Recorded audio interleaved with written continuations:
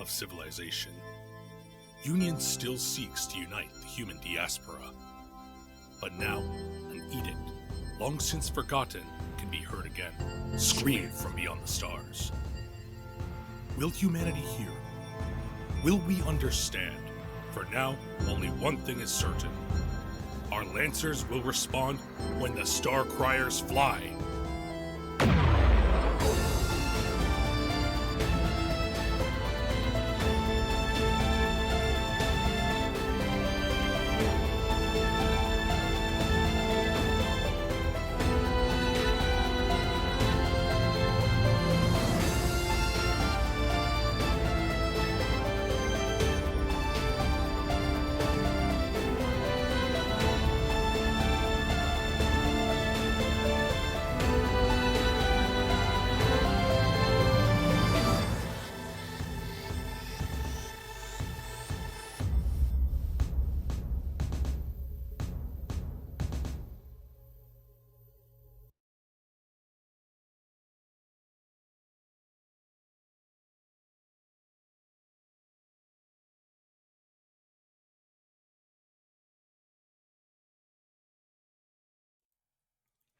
Hello, and welcome to RPGs Uncovered. We are back for another episode of the Starcrier Conflict. Behave, microphone.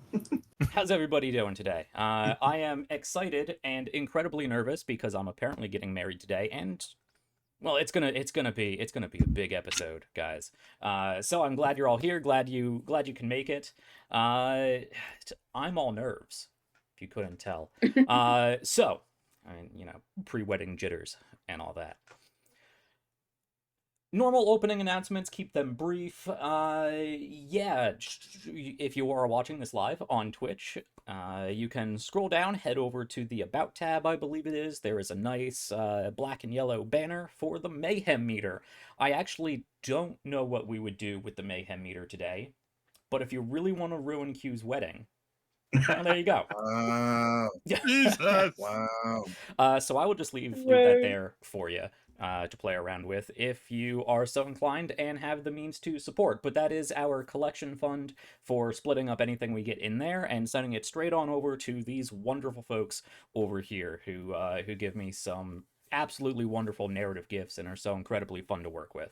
So that's the best way I can think of to try to pay them back, because obviously we're not making a whole bunch here at RPGs Uncovered, but it is very important to compensate however I can, because even though this is so much fun, it is also in some vague terms actual work, or so I tell myself.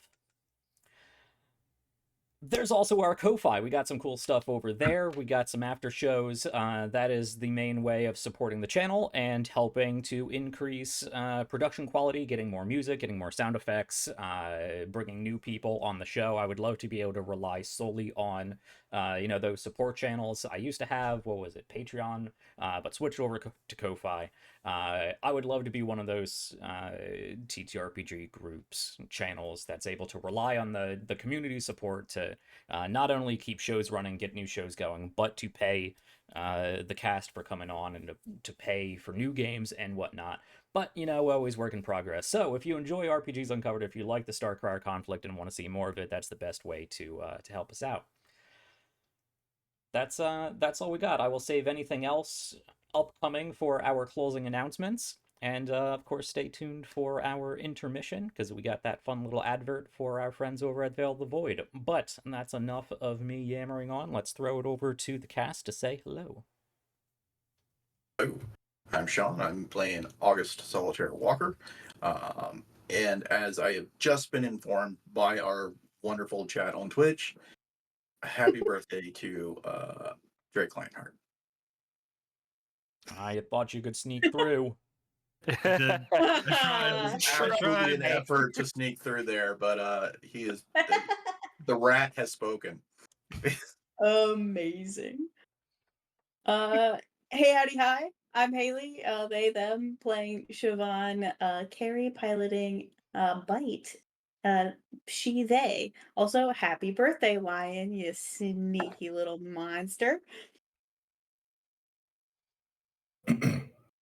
Hi, I'm Q. I'm playing. Sorry, he, him. Didn't do it. We got there. We remembered. Let's go. Playing Logan Uhura. Also, he, him. Him getting married today, and also, there's no way we're getting past the happy birthday, bitch. I love you. Hi, I'm Andrew. I use he, him pronouns. I'm playing Athanmetian, also uses he, him pronouns. Call sign Blacksmith. Currently, pilot of nobody because Blade 2 got destroyed. See what happens. But as a very happy birthday to our one and only Jake Lanhart, we will continue to be frenemies for probably the remainder of this show. I'm gonna bring the extra frenemy energy just for that. Oh boy. Wonderful. Hey, y'all, it's Drake Lionheart. Most people call me Lion. I use they, he pronouns. Tonight I will be playing John Tavik Creighton Vasier, Harrison IV, who uses he, him, they, them pronouns. Call sign Starblood. We'll see what he's piloting soon. We're not there yet. It's fine. And in case you didn't know, because I don't think anyone's mentioned it, I have completed another cycle around the sun, so yay me. And hello, folks. Jack here, up here in this corner where I usually am, doing the GM thing. He, they pronouns, playing everybody else. And as somebody who also hides their birthday, let us continue on with the Starcrier Conflict. So, let's see. Do we need a quick recap? I'm not sure we really do. This will be a pretty self-contained episode, I think, but we've been back on Far Station 12 for a little bit, back from the horrifying nonsense paracausal conundrum that was the previous mission and the first encounter with the Starcriers. Not that they necessarily know them by that name just yet. But it's back to life as usual, which is always fun getting back to when you spend years and years and years out amongst the stars. Or at least it's that way for the people back home. For these lovely folks, it's months or mere minutes if they just pop in and out of a cryopod. But with the galaxy seemingly, well, not unraveling, but pushing in, shrinking, having some troubles, and a lot of mystery, I think our Lancers and a lot of other people at the station and elsewhere are making some big decisions. Looking inward, looking backwards, looking forwards, looking at what really matters to them. And we saw some of that last week with Siobhan Carey going and attempting to rekindle the relationship with her father, which was put on hold for some 20-something years from his perspective. There's been a lot of character bonding with talking briefly about each of our characters' various backgrounds, where they grew up, why they were here, what they're doing. So we've learned a lot about our crew. But there's a lot more to come. So, let us jump into this on today's episode of the Starcrier Conflict. We will open up with a soft fade, and I'm immediately going to throw it over to Q to paint our opening scene. Okay. We start in the aquarium. Hmm. A section of the station that has parts of planetary life. So if I may actually is- just interject, What's the aquarium actually is the underside of the large lake in the central, I forget exactly what I called it, central civilian ring park that takes up a large section of the civilian ring. And underneath that, and sort of sequestered off into various different underwater compartments to match, the water quality of where they each individual area, there is, in fact, as Q described, a number of different planetary exhibits of different aquatic life and whatnot. But in the entire, all the meanwhile, as you are going through these different exhibits, you can look up and see from the bottom the lake in the center of the civilian ring. Sorry, continue. The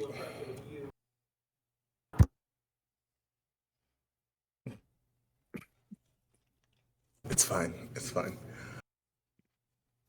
The whole of the aquarium is cast in different shades of blue by the water.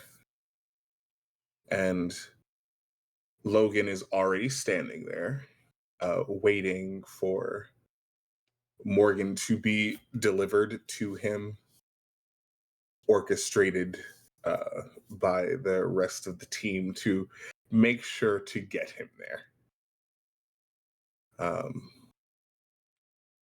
Logan is standing stock straight and is sort of rolling the box held behind his back, just sort of in his hands to fidget, exactly, and keep the nerves at bay. All right. He chose the aquarium. He chose the aquarium because both he and Morgan are from a desert planet.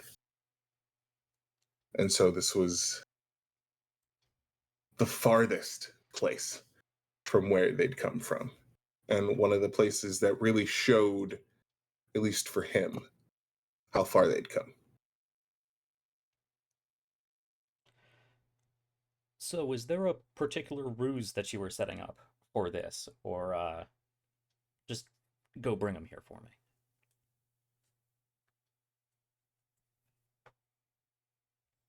I want to say, just because this was the proposal was probably the biggest part of this. I think it was a scavenger hunt. Okay, fun. Pieces throughout the ship, leading him up to the aquarium. Yeah, so I think as we see Logan fidgeting there are flashes of this sort of staggered montage of our other Lancers.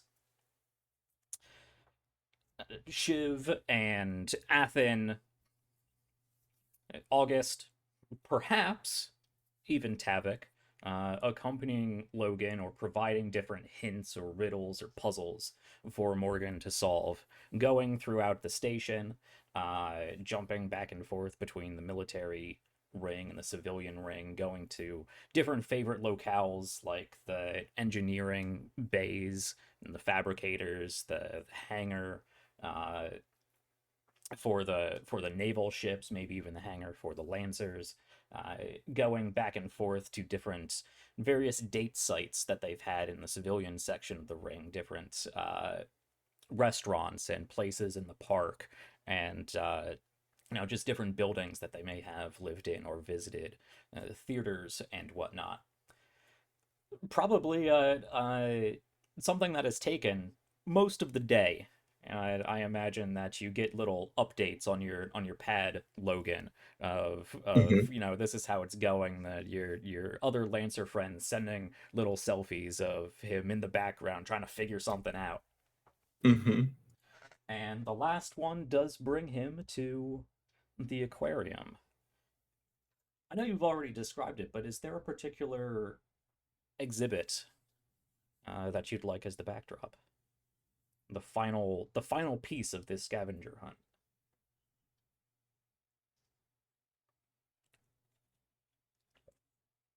I think it's like the ocean part of the aquarium. So there's sharks and there's coral and other colorful fish. again, the stark contrast. Mm-hmm. I think there's just a lot of marine life sort of swimming in the background. All right. So you see him before he sees you because he's sort of wandering down the hallway, thinking about something, trying to put something together. But then does stop and clearly see you down the way in the center of this exhibit. It's been cleared out for a private event, though you only have so much time. But he will walk on forward, like flinging through a pad of different checklists, and I think he has a small bundle of something that you've had him collect throughout this time. And I think there's one thing that's missing, and like this is it. Mm-hmm. The last thing is vague.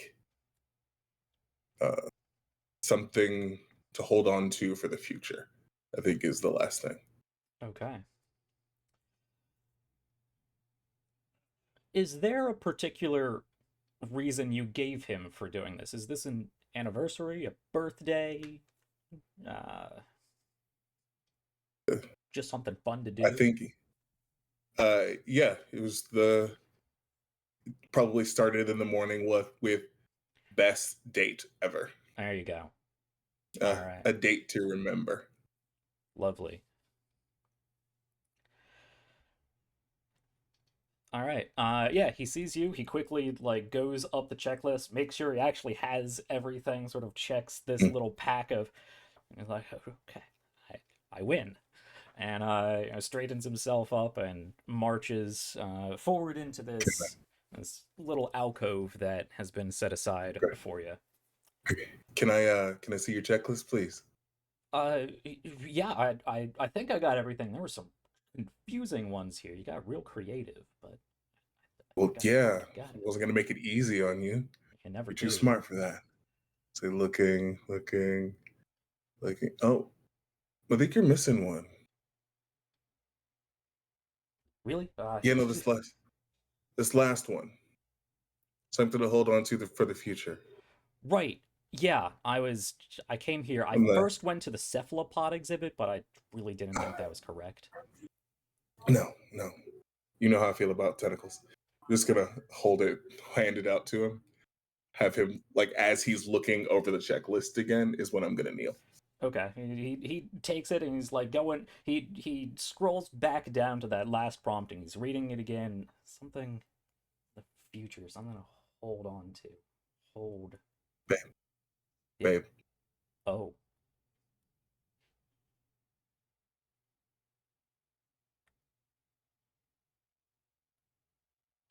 Hey, so I am going to need you to say something.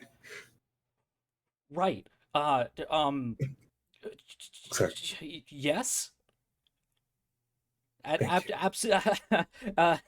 He just drops to both knees in front of you and just throws himself around you. Absolutely, yes. I will stop myself before I start to stand up so we don't crash into each other. There's loud, obnoxious crying and clapping at the same time coming from further down the hall. We just see everybody around the corner just Scooby-Doo style. Yeah, so there's going to be kissing, crying, there's happy tears, of course, and then going to go to dinner with the squad. Oh, the whole group's plus invited. ones for dinner. Yeah, absolutely. All right. This is a engagement party of sorts. Yeah, so there's an extended period of time of just on the ground emotions and touchy-feeliness. And yeah, you stand up, the whole group.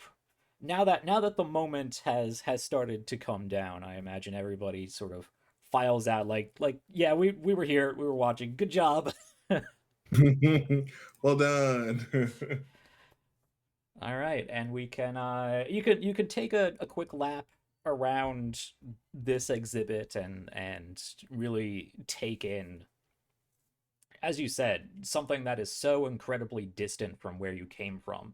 This desert planet, Dust Haven, uh, where of course there was water, a lot of it underground, not a lot of sea life. And you've been to a number of different places. Both of you have been to a number of different places, but just being surrounded not by the stars and emptiness and the blackness of space now, but being surrounded by water and the clear shining blue with the various lights that are coming through, filled with life and energy, and now the friends around you and each other. It is a stark juxtaposition from where you came from, and in some ways relates to the journey that you've been through and the journey that you still have ahead of you. You can take a quick lap around the section of the museum, head out from underneath the lake, and make your way to a rather nice, rather nice restaurant. Probably something up at one of the taller buildings, up to the point where the gravity starts decreasing because centrifugal force gets lower as you get higher, further away from the rim. Not to the point where you need to worry about like bouncing around or anything, but it's probably a nice, real comfortable like 0.75 G. So everything is much more relaxed and easy to move. You just feel better. It's floaty. It's a little bit floaty. Everybody has a little bit more pep in their step. And I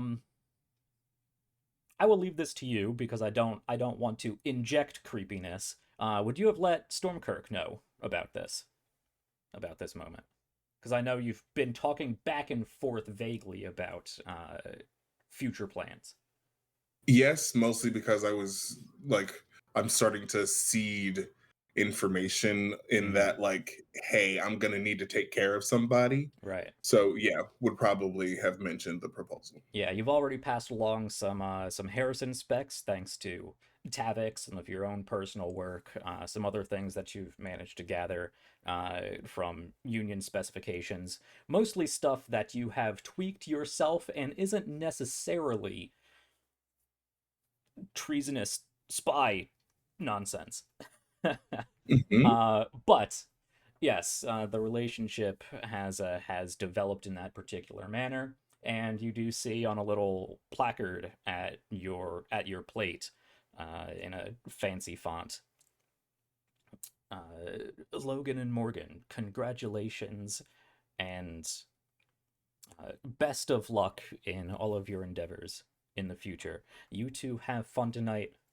It's on me, Stormkirk. So you have a nice big round table, real fancy high quality white tablecloth with little gold filigree and whatnot, multiple different glasses. You have like a dozen different forks and spoons and knives. It's a full multi-course menu here that's been set up, and it's just a fun night. You have this little section of this restaurant. I imagine there's different alcoves that sort of jut off from the top of this building, almost like Jetson style. And these little like bubble alcoves that can look out amongst the ring. And since you are sort of perpendicular from the ring, you can not only see sort of Halo-esque the bend of the ring itself and the second ring, the military ring above, but you can also look out to the stars slowly spinning in the background. Fantastic.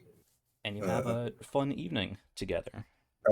Absolutely. Like, definitely will engage with the rest of the party, but he's very, very much so absorbed in Morgan. A lot of the time, yeah. Of course.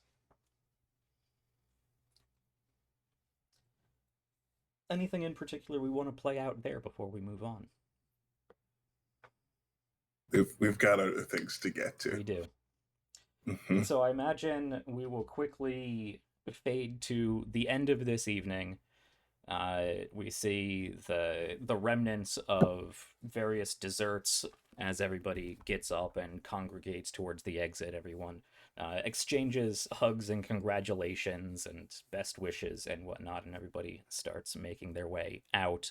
And I think we are just left with the two of you, Logan and Morgan, just sort of holding hands close together to each other, just sort of basking in this evening that you've had. And as you both turn and start walking back hand in hand, I think that is where we are going to fade out very quickly and fade back in to the silhouettes almost the same distance apart. The hands are not held this time. Looking out, I imagine a large window, but I will actually throw this over to Lion for you to paint this next scene. Yeah. I think that's exactly what it is. I think that juxtaposition is perfect of them just almost in the exact same spaces, as far as like spatial stuff goes. Looking out that window that Havoc always ensures that he has wherever he is placed and housed.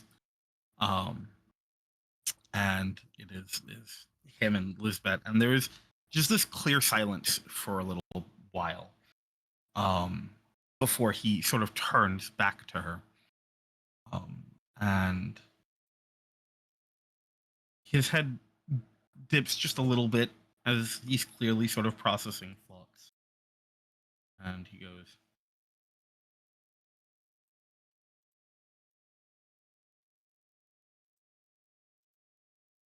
"Logan got engaged." I heard. I hope you pass along my congratulations. I certainly will, though I'm sure he would appreciate hearing from you as well. Of course. I'll wait for the But invite. I appreciate you making the time to come and be here. You know, we have a lot to discuss. You're making this sound more serious. It's been a while since you've been back. I was worried you've been avoiding me. Truth be told, I think I have been avoiding a lot.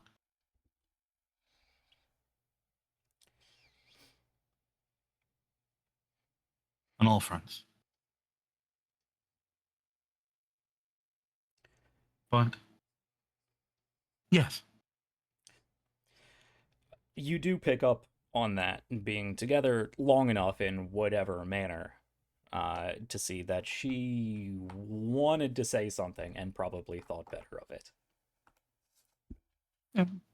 But in the moment, Havoc is absolutely looking for excuses to Yeah. not be talking. So he 100% will pass that to her and acknowledge that she was clearly going to say something. No, no, please continue. I know it's been a very interesting time lately. Interesting is an incredibly kind way of putting it. It has been trying, certainly. A lot of what has happened lately has forced me into more of a retrospective than I have ever, honestly, had the opportunity to have.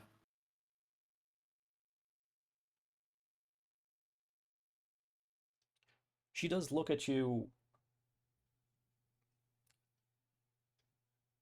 almost surprised. Not obviously surprised, but almost surprised and expectantly. Like, oh, really? And again, his head sort of bobs down a little bit, and there's this little bit of a smile, just of that, of acknowledgement, acknowledging the validity of that being a surprising statement. He looks back up and sort of adjusts himself a little bit, But I think that, especially with everything else, that it is worth us discussing us.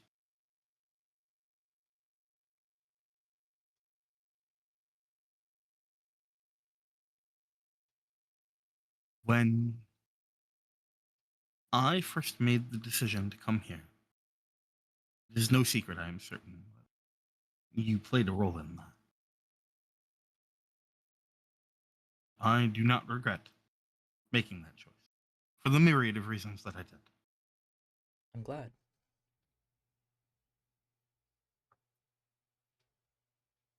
And in the time that I have been here, for better or worse, I have, I hope, come to understand myself at least marginally better than I did before, given the opportunity to engage with people who were willing to engage back in meaningful ways. Again, for better or worse. You've come a long But way. I appreciate that sentiment. But with that comes clarity. I find myself concerned because more and more I recognize that who I am is so far from who I want to become, who I need to become. And that I have a lot of realization to go before I get there.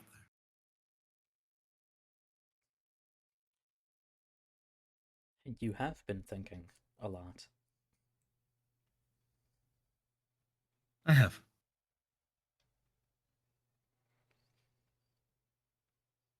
I think that where I am now and where we are and where you are not aligned in the way that they should be for what it is that we are attempting to do here. And I don't know if you feel the same way, but I struggle to imagine you haven't noticed at least some of what I have.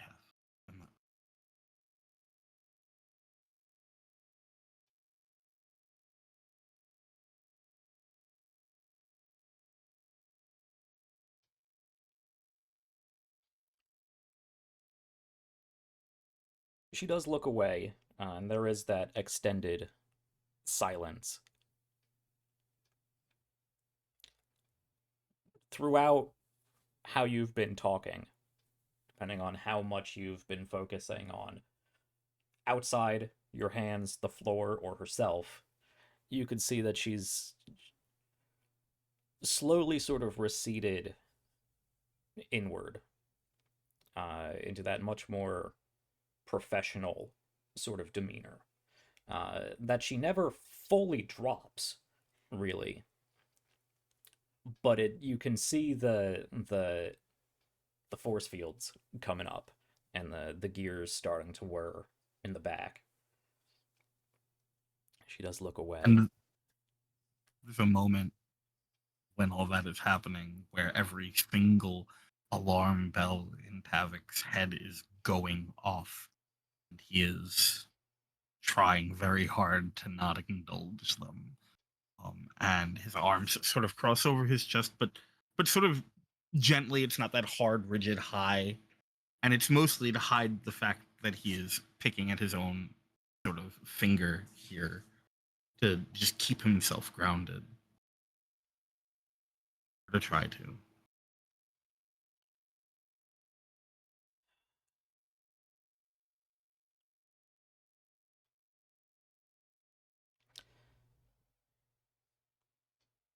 I won't begrudge you this introspective that you're going through. But I really would have wished you would have opened up to me. You don't need to do everything alone.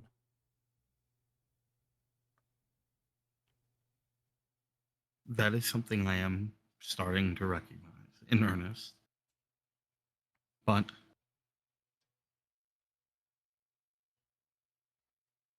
it is a work in progress and will be for quite some time, I'm sure. And respectfully, I don't think it would have changed. Because I think that the roadblock we have run into time and time again is just difference in perception, perspective, and approach.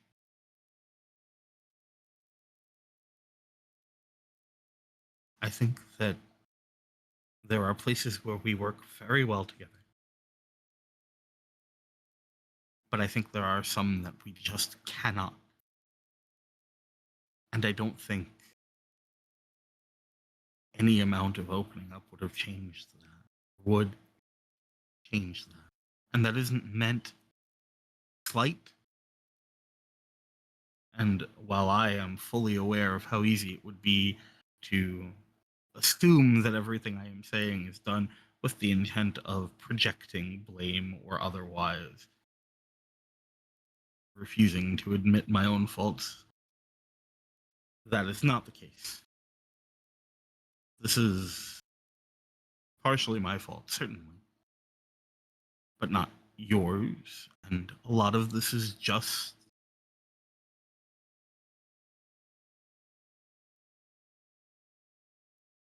the way that we are.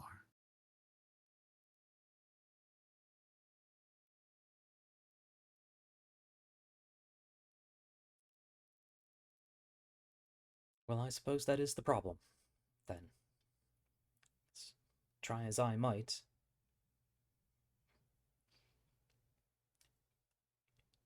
I'm not sure I know the way that you are. That is part of the problem. Not to say that that is a problem because of you. It is a problem because of me. One that I think I have quite some time before I figure out. Well, I hope you are at least sincere that you don't regret your decisions coming out here. I would hate to be responsible for regretting that monumental life choice. Coming out here has simultaneously been the most frustrating, stirred, and meaningful choice I have ever made. And that is, as I said, in no small part because of you. And I thank you for that. I owe you for that.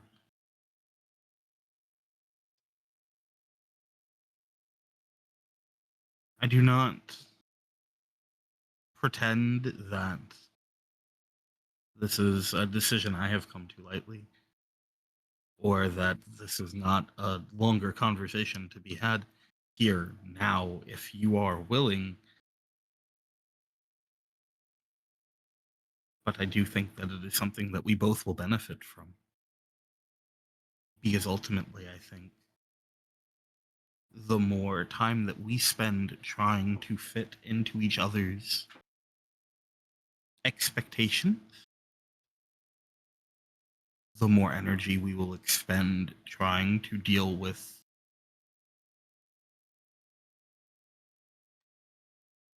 result of those expectations not being accurate. That is how you feel. Do you not at all? Tavik, you are trying at times, certainly.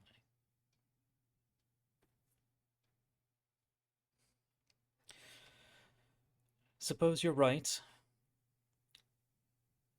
different expectations.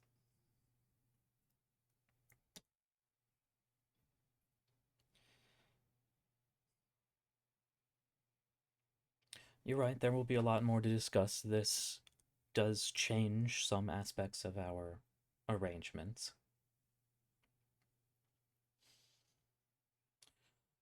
But I understand where you were coming from. Means a lot.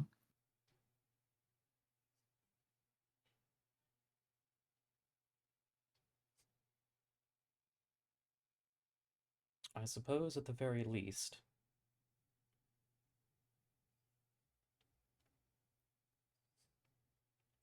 thank you for showing me one moment of the real, honest, vulnerable Tavik. You shouldn't be afraid to do that when it's safe to.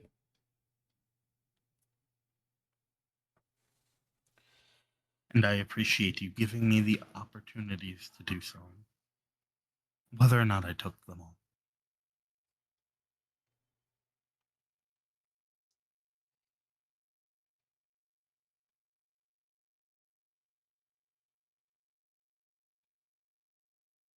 Well, I mean this in no threatening terms, but I have a lot to think about. You are right, there is more to discuss, but there are preliminaries that I must follow through on. So,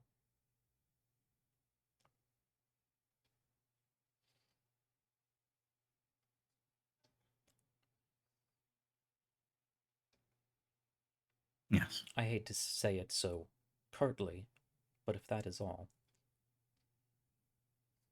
Say, curtly or not, it is a fair response. When you are ready, eager to speak, but I ask that you do not rush yourself. And I will leave you to what you need to take care of. She's slowly gotten more and more straight-backed this entire time. She will turn and reach out a hand and just sort of brush a little bit of that green hair aside and put a hand on your cheek. I'll Just reach up and sort of cup it a little bit. take a slow inhale.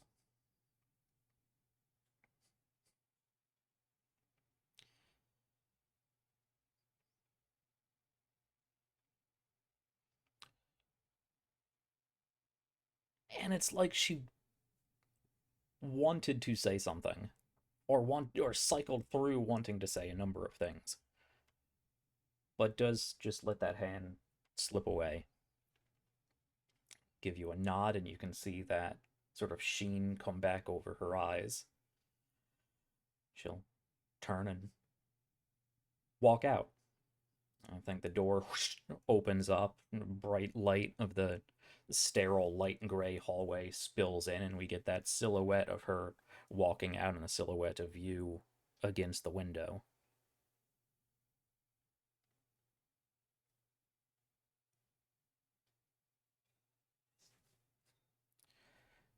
And the camera doesn't actually stay focused on you, Tavik, but does sort of pivot in the air and follow her as she takes a few steps down the hallway.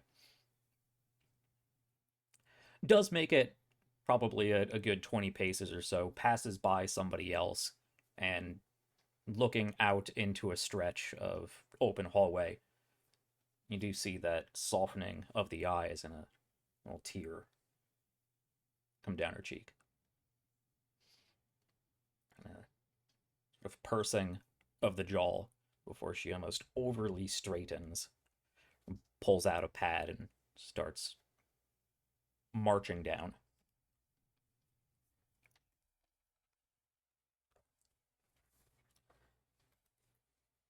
The camera will pull through a door as we see whoosh, another one open somewhere in the station, and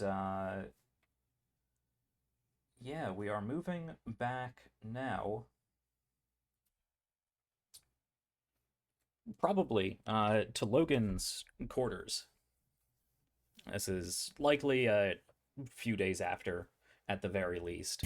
After you've had that sort of. There's a lot of background noise going on right now. Okay. After you sort of had that afterglow and are getting back into just normal life and whatnot. But Logan, you have been requesting a meeting with Stormkirk. Yeah. All right. Well, I don't have a Stormkirk figure, but we will just leave you here. All right, so as we've seen it before, in fact, we can have you sat down at your terminal. Is this something you are doing with or without Morgan, and or with or without anybody else? I think without, for the time being, All right. anybody. Just we're trying to have this conversation, get things set up. If other people want in, they can. But right now, this is just us. So you give Stormkirk's office a call, of course, this being your main IPSN representative. Stormkirk oversees a number of sort of rim colonies that focus on the small sector that is IPSN's resource extraction and processing sort of area. IPSN is mostly shipping and logistics, but everybody needs their own supply to a certain extent. You can't rely on the Karrakins for everything. Exactly. But one such planet, of course, was Dusthaven, where you grew up, and has followed you through that journey. Logan, of course, being one of, if not the star sort of homegrown savior of that attack on Dusthaven. So, good rapport. Quick recap, since it's been a while. You can call the office, and we get that IPSN sort of rotating logo and the jingle of the call as it opens up, and the screen. Well, actually, it's very likely a hologram sort of projects forward. Mr. Stormkirk, Mr. Dane Stormkirk, I believe it is. Yes. And for reference, because it's been a while, I have always envisioned Stormkirk as very similar to. I should look up the actor's name. Absolute wonderful actor. The Ball from Stargate SG-1 in the later years on Earth. Not the big flowing Doctor Strange robe, but well put together, sort of futuristic, asymmetrical suit jacket, sort of gold glimmer to a very sort of Eastern Mediterranean, Middle Eastern sort of skin tone. This short, cropped, sleeked back hair that has a little bit of a coif to it. Probably has very minimal makeup on just to accentuate. But somebody who clearly does take a lot of pride in his appearance, and it pays off. Logan, Stormkirk, congratulations are in order. Well, he said yes, but we still got to get through the ceremony itself. Well, I'm sure it will all go just fine. That is the hope. So I'm going to make this quick, because I'm sure you have plenty to do. You've got a lot you're working on. Real quick, Jack, is there a way for me? Can I make this a secure line? I'm sure that he's secure on his end. Cool beans. Yeah, he'll secure it on your end, and Whether or not you have done this before, since I know this is something you've been working towards, I'm sure you could have worked Yeah. with Shiv to give you a little bit of a sort of backdoor Omninet access sort of thing. Absolutely, absolutely. So, with this sort of happening, I want to see if there's a way for him to stick around.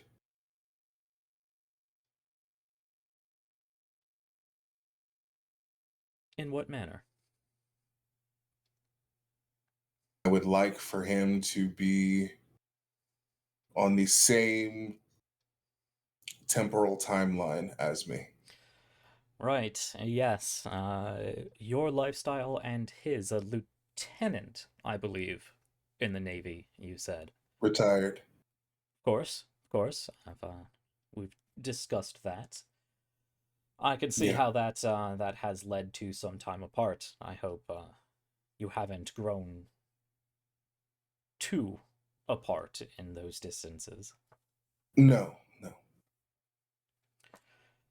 It is a nature of being cosmopolitan. It is easiest when you are traveling together. Right. But he's not a Lancer. No. So that does bring up, well, quite a conundrum, Mr. Ahura. Does. It, It does. there are a number of options. Some more expensive than others, some more, well, come down to the nature of your relationship. I suppose I am open to ideas, but there are ways that this could be done. The easiest of which would simply be to put him in stasis, but that may seem a bit like moving him on and off of a shelf. Right. And I don't want him to do that. Right. Well, I suppose the next easiest option then would be to offer him a position in IPSN. Of course, being the leading transport service throughout the Orion Arm, we have plenty of ships that we could station him on. We could coordinate those travels more or less with your travels, though with the undisclosed nature of your itinerary, that may be difficult to guarantee absolute synchronicity. Fair. But gives us a better chance. I suppose. I would also say that, well, I can't recall shipping routes simply because, Too many.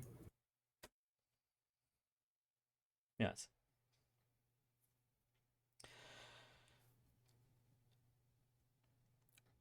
So, that is an option. We could, I suppose the easiest would be to set him up going from core world to core world. That would be a large number of very quick hops, make it easier to pull him from the crew at short notice, though short notice may still be 6 months to a year. Fair. But given how we're likely to be traveling, it's actually probably works out better. That wiggle room. And that would keep him safely in the core, where the routes are stable and secure. True.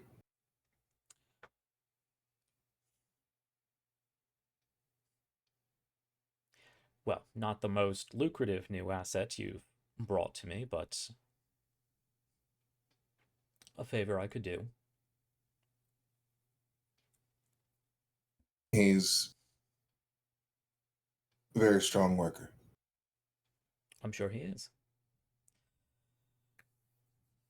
Well, I could get that set up. I do believe that your closest blink gate is almost 2 years apart and away from your station. So on top of the 6 months to a year travel time, that is still a distance if you are shipped out or recalled without too much notice. True. I think, however, that is the best I can do unless you want to get risky and creative. Part of this is keeping him safe. So, risky, no.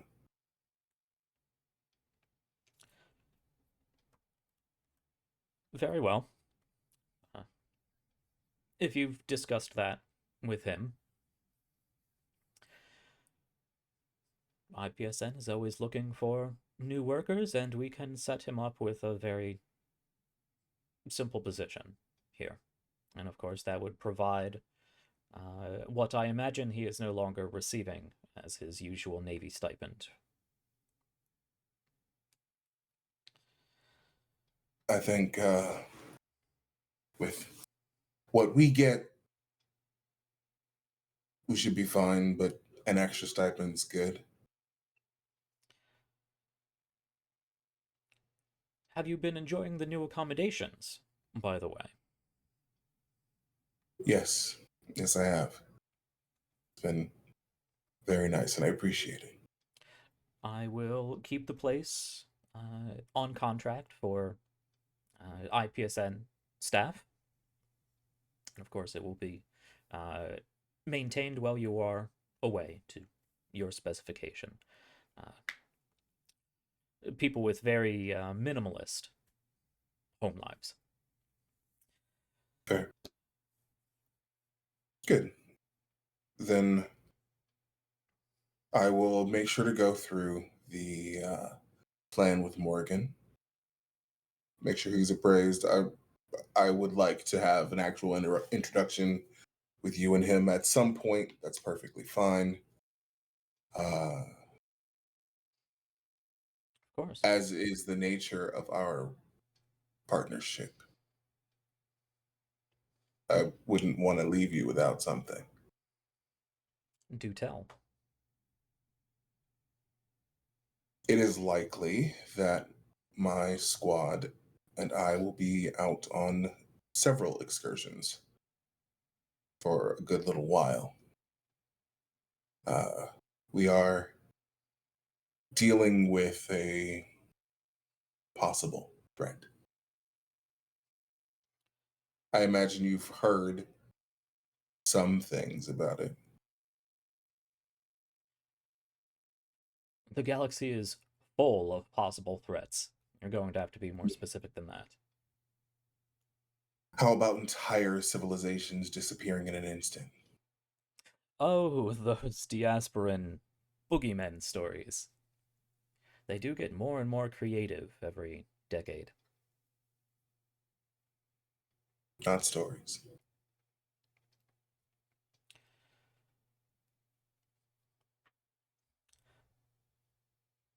Well then, I suppose you have some rather alarming news to share?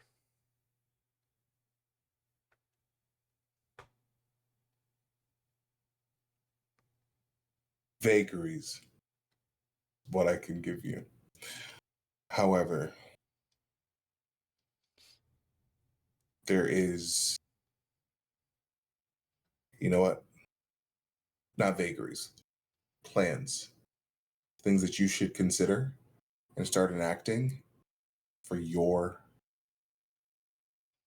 facilities, for the places that you oversee. Well, do tell me Evacuation then, Mr. protocol. Ahura, if you were in my position, what would you do with the new ever-evolving state of the Orion Arm? Evacuation protocols. Evacuation pro... Most of your people on the planets have grown up working in the facilities, working in factories, they can work together. They can work in unison. If you set the protocols up, they will follow them. There's no uncertainty in that. You keep your assets and you keep them moving.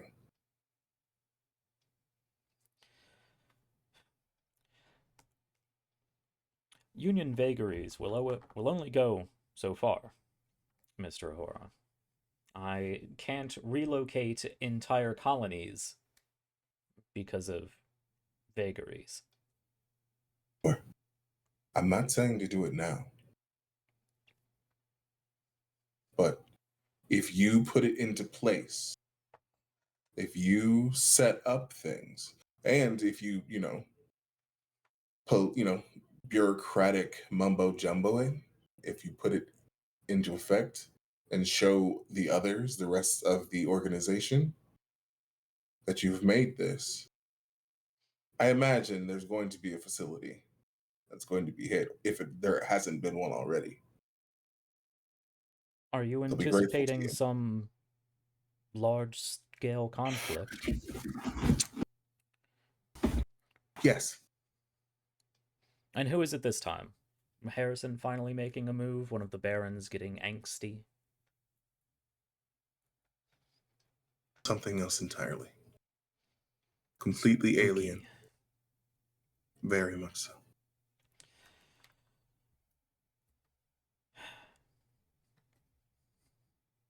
We found an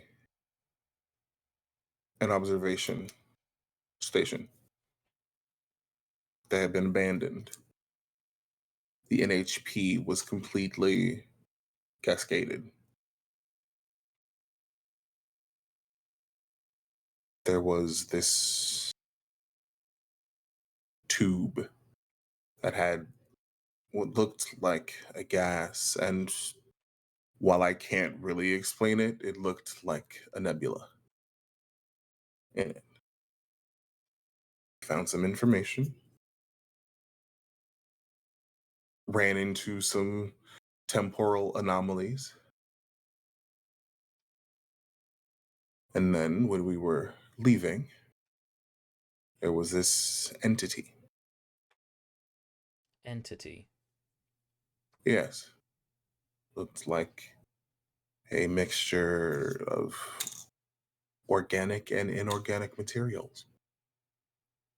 The organic material read as human.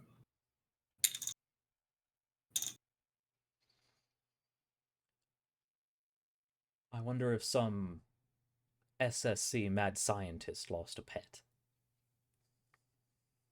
I don't know. What I do know is that it was seeking us out, not the mechs, but the pilots.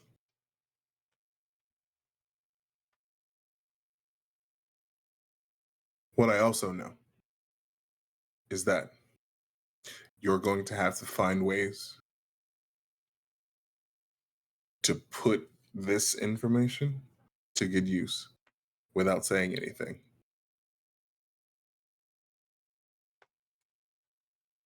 Yes, we wouldn't want to cause yet another Union Civil War now, would we? Correct. Also, I'm not supposed to be sharing this with you. Oh, almost certainly not.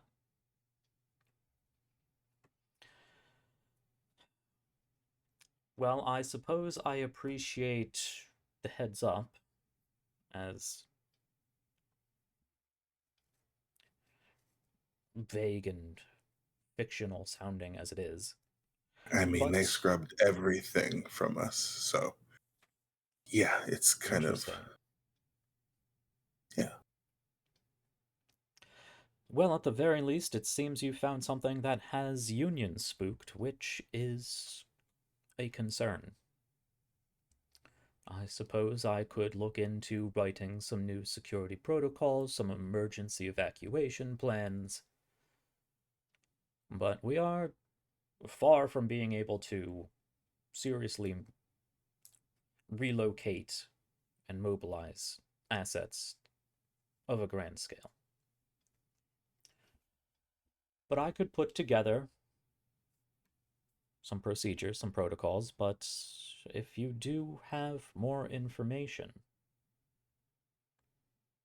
I imagine eventually, if this is as dire a threat as Union seems to have instilled in you that it is, they can't keep it secret forever.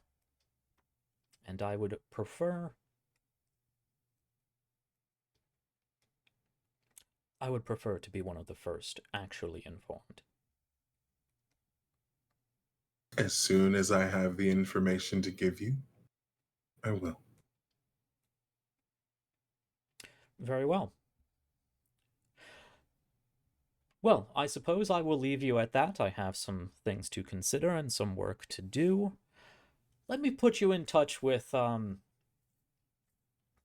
courier service. It could come in handy should you need to exchange letters or gifts between yourself and some far-off, distant paragon, or whatever else you may use it for.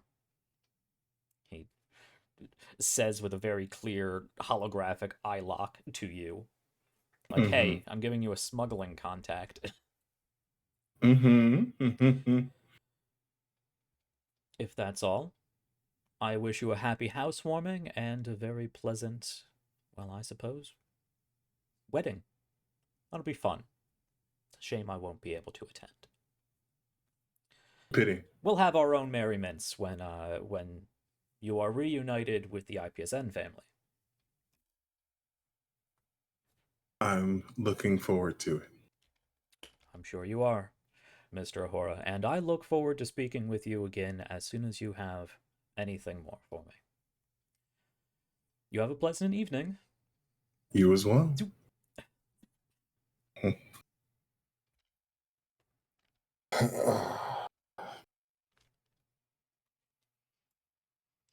What you making that face for? Well, because we're all going to be disappeared soon enough. For why? I didn't tell him anything. Mm-hmm. Yeah. Not that anybody can prove. Oh, good. Oh, good. You know what? Actually, because I think it's more interesting we do it now. Shiv, go ahead and give me a hacking roll. Oh God. Oh no. Hey, please. Hey, Hey, buddy, you put a lot of things. I sure Put a lot of did. weight Hey, into my ability. Hey, did you happen to tell me what you needed this for? yeah. Or did you just bring me a coffee and chips and say, "Hey, I need you to make this super secret"? I would have told you what it was for. Oh, goody. God, can I argue for accuracy at all? No, I just have a +4. Stress. Okay. I mean, if Can you I- can get Well, creative. Sir, it would say yeah. I mean, you've Okay. worked, like, you've set this system up. You've done it for me, so you know That's this stuff. You know what I mean? Great point. Yeah. You know how Union makes their own internal union-to-union communication secure, because obviously you did that, you know, in one of the previous episodes with, Mhm. you know, the Other Xeno dearest. protocol or whatnot. That might be a good backbone, but doing the exact same thing probably wouldn't be actually all that secure because they know that securement. Suspicious. Yes. Cool. I mean, can we say that Logan gave me enough time to be really in depth and layered with this? I would have given you plenty of time because this was like when I This is was a long starting. since planned. Yeah. Yeah, so again, you could you know, layer on different levels of encryption. I think we'll do the same as we've done last time because you've done this multiple times at this point and probably will continue to do so. I will give you Always. that point of accuracy, but it will also be a risky roll, Fair. Okay. Cool. of which you already have one risky consequence associated with such activity. Shiv doesn't know that. Shiv doesn't know Yeah, that no, that's consequences true. until they slap her in the face. Here we go. Okay. Oh, okay. 4 plus 14 plus 4 is 22. 22. Dude, let's go. That is a success without complication because you beat that yeah. 20 DC. All right. You owe me so many copies. Pew. I mean, you So would many, have like, We're not listen. gonna get slapped with treason because of me. not this time. Yet. I'm sorry, no, not because of you, because of him. Whoa. Whoa. Yikes. That's so rude, actually, is the thing. Yeah, yep. So- Almost as rude as getting stuck in a little dark box somewhere. I mean, well, you're not going to get stuck in a dark box, so you're welcome. No, that's not because of you. That's because of Shiv. You made the Anyway. I problem, did good. but they solved I it. ate so many chips. Very proud. I handed over as like a little baby. I'm like, look at this. Look at how good I did. You like Yeah, it? it's so very good. I love you. Thank you so much. You're welcome. All right. Well, you would have thought this either way, but communications are secure. So, at this point, we will fade out from that unless there's anything more. Mhm. We will fade out from that as I assume you are still sat at your desk, sort of mulling over different options. You'll probably get a number of emails in the next half hour of here's this courier service, and here's a list of potential shipping routes that are looking for new hires, and Mhm. all kinds of different stuff there that you can purse through. And I imagine you will have to have a talk with Morgan about a lot of things that will most Yeah. likely happen off screen. But we will fade out from you looking perplexed and deep in thought and zoom out of your, now penthouse accommodations. I realize we've never actually taken a good look at this this apartment, these quarters that IPSN has set you up in. You are up in one of the higher levels of a larger building, so you are now living at that sort of 0.85 or so G level. So you got that nice sort of airy pep in your step. Things are easier up here. That feels pretty nice. And it's Hell yeah. a spacious, like, open concept like penthouse apartment. It's not huge. It does have a balcony.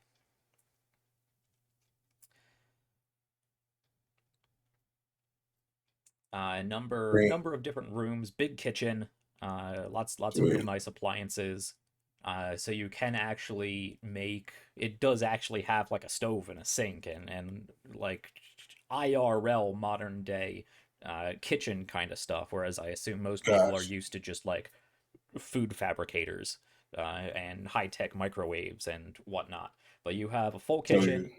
You have So a you're saying I nice. can host? Yeah, you can You're saying host. I can? Hell yeah, brother. You got a Party. room that you can set up a big table for. You have a sort of entertainment, sort of living room area that has that can project, you know, futuristic television just on the wall. It's a nice place. It's a nice place, and you can further get it furnished as you would like. And as he said, IPSN will set up sort of house sitters while you are away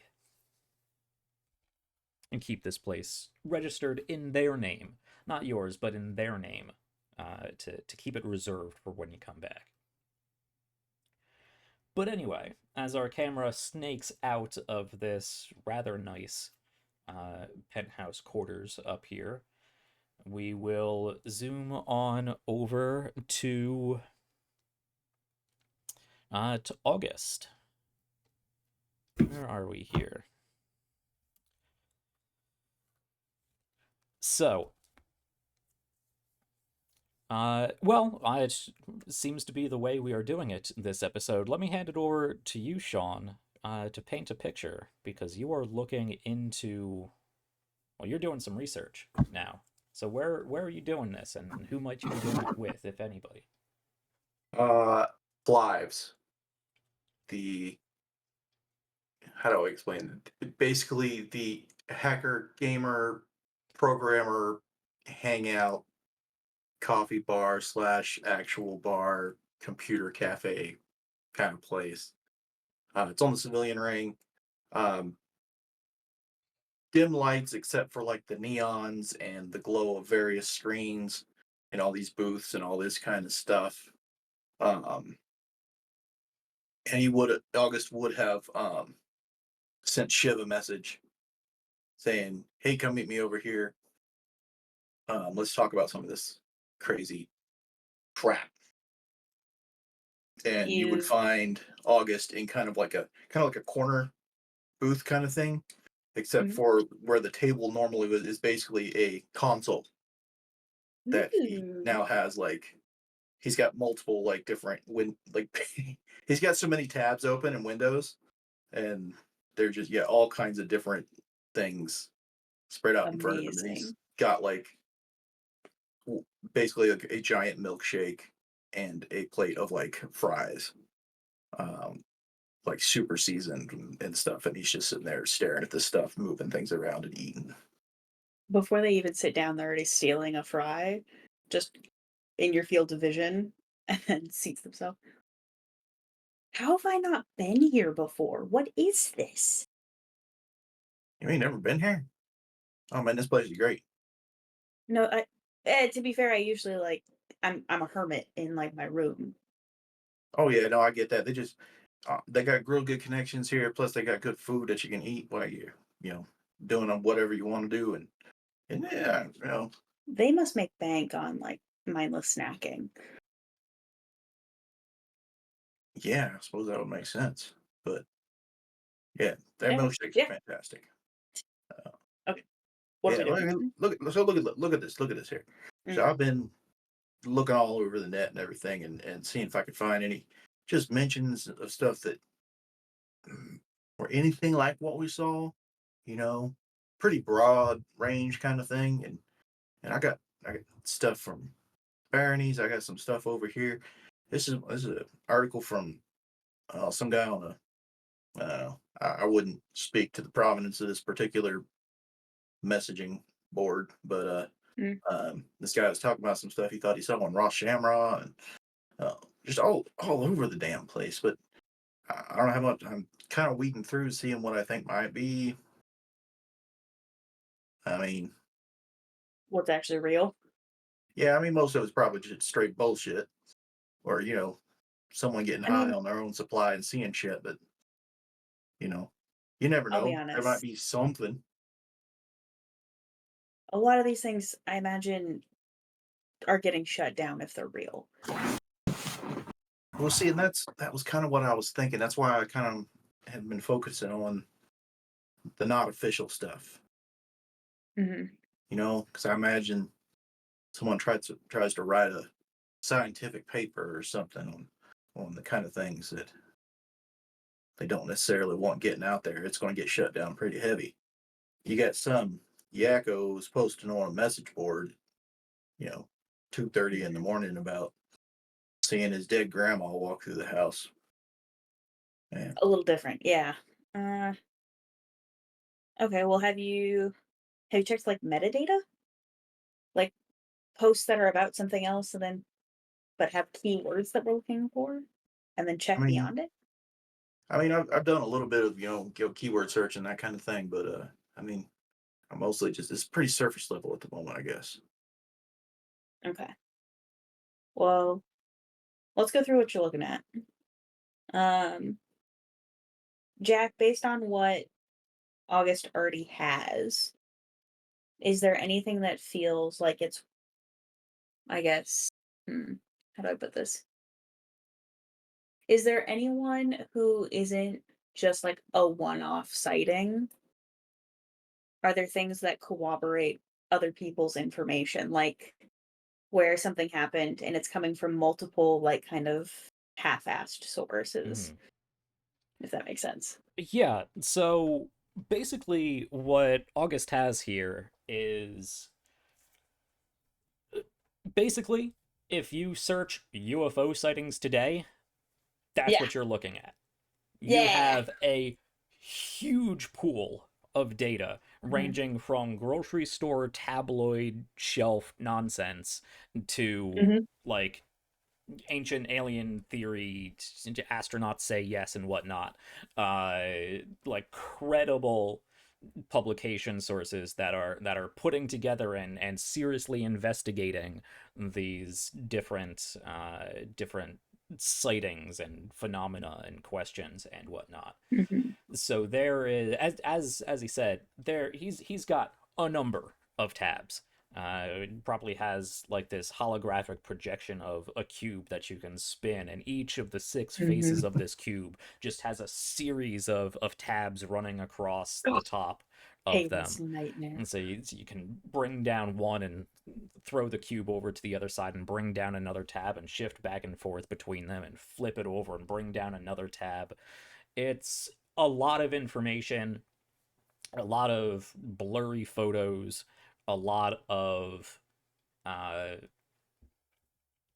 long interviews with people who don't sound like they would be credible sources. And then, Mhm. of course, you have like actual news articles, though they may be vague or lacking details. You Mhm. have various different Omninet programs, the strange and paracausal explained and whatnot. You can even with your help now, they're a little bit more difficult to find, but you can even find actual like government reports from various planets of different planetary governors being like, yeah, there was totally aliens came and visited or something, or hey, I think we found a meta vault, but also it's not there anymore, sort of Mhm. stuff. So there is a ton of information, and there is plenty that can be corroborated. Just like nowadays, you have a whole string of people who have the same, they got sleep paralysis in the middle of the night and floated up above their Mhm. bed, and they saw the aliens looking down on them, and yada yada Um, yada, and they yeah. were sent back to their beds, but they woke up and it was 6 months later, and people said that they were behaving strangely during that time, and it's like multiple different people who said those things. It's a lot of it's you can find stuff like that where you get like different people along the same trading routes that say they experienced some sort of atemporal phenomenon. Like maybe one time they went through a blink gate, but they remember coming out in a different ship in a completely different section of the galaxy. Um, until they woke up the next day and they were back on their normal ship or something like that. Mhm. So there's a number of different reports of wildly varying credibility. Okay.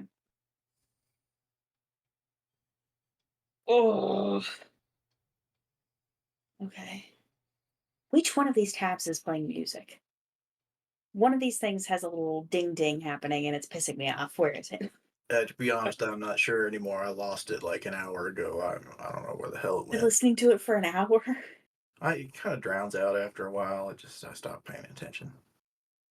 I'll trust you. Okay. Okay. Haley making more work for me when I have to edit this episode. You know how many dings I'm gonna have to put in now? Random too. Just every once in a while, just a ding, and you're like, where did it go? Menace. But you know Go what I'm ahead. talking about. There's Oh those yes. weird moments. Oh Yeah, yes. I hate those tabs. Those tabs are the devil. I immediately close them. That is my life all the time. God. Anyways, okay.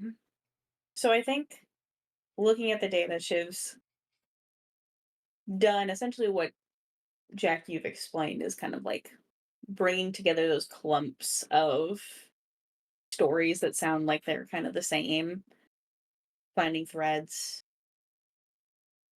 Do any of them feel like they have very similar experiences to like what myself and Athen experienced? Has anybody been talking about a shift in memory? Certainly, yes. Several hundred different reports can bring up keywords of memory alteration. Mm. I need some What kind about of algorithm or macro to sort things, I think. Yeah, right now you're Yeah. really just doing a series of keyword searches because you have millions of articles and Mhm. years worth of video you Two could of go us? through. Yeah. Okay. Then I think Shiv's done it a couple of times now where they've created quick things that help filter information and like security cameras and stuff. And I think that's what they're going to focus on in this sit down while August is going through and like finding more data and finding more ways of getting more data to go through so that we can have more points of information.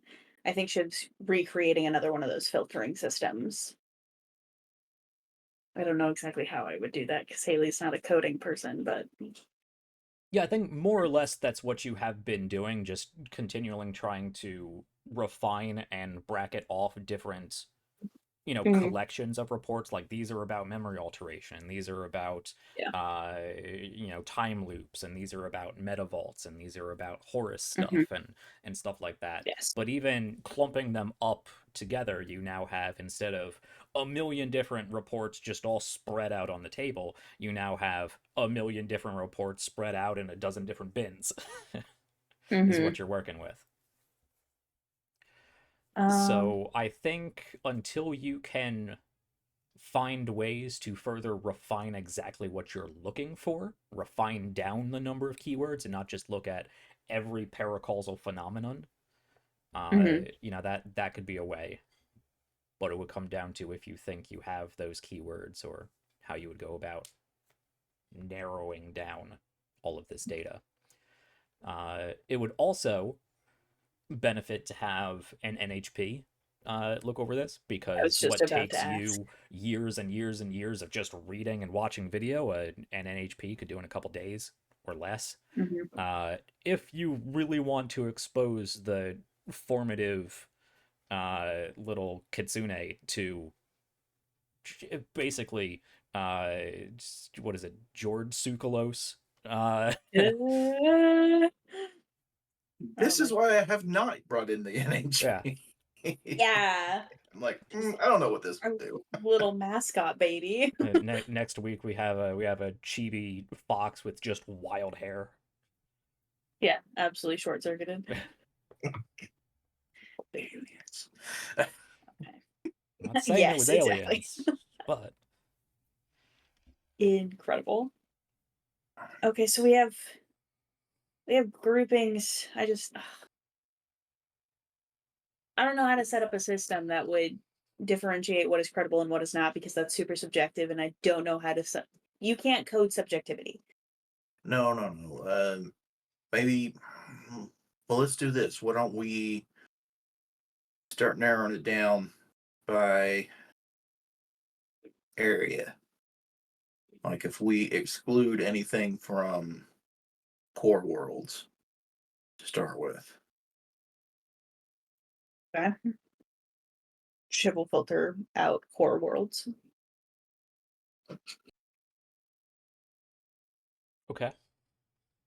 What does that get us from our millions of hits? You've taken off a couple dozen thousand. Okay. Okay, what about um dude, I don't know. I mean, we could try doing something by time. I mean, the last 50 years or so, but you know how wonky that can get. Yeah, no. You might as well tell it to tell me if it's a happy story. Um I could take a peek at more official means and then see if we can collaborate other accounts.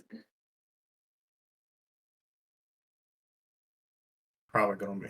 This is just too much. Yeah, I don't know how else we're supposed to filter it based on what we know, what we can search by, and what wouldn't be immediately taken down by somebody who's looking. Right. You know, I wonder if we could get like a comp con that What do you could mean? filter. Well, so we get basically a low level AI. Mm-hmm. They could run through stuff way faster. I ain't got to worry about them getting corrupted about whatever the hell all this, some of the crazier stuff in here. Okay. Because even a basic comp con could go through this way faster than either one of us. True. You would just have to train it. Yeah. Find one that doesn't need to be trained. Got any sources on that? Not off the top of my head. Yeah. Not sure where we could get one of those, but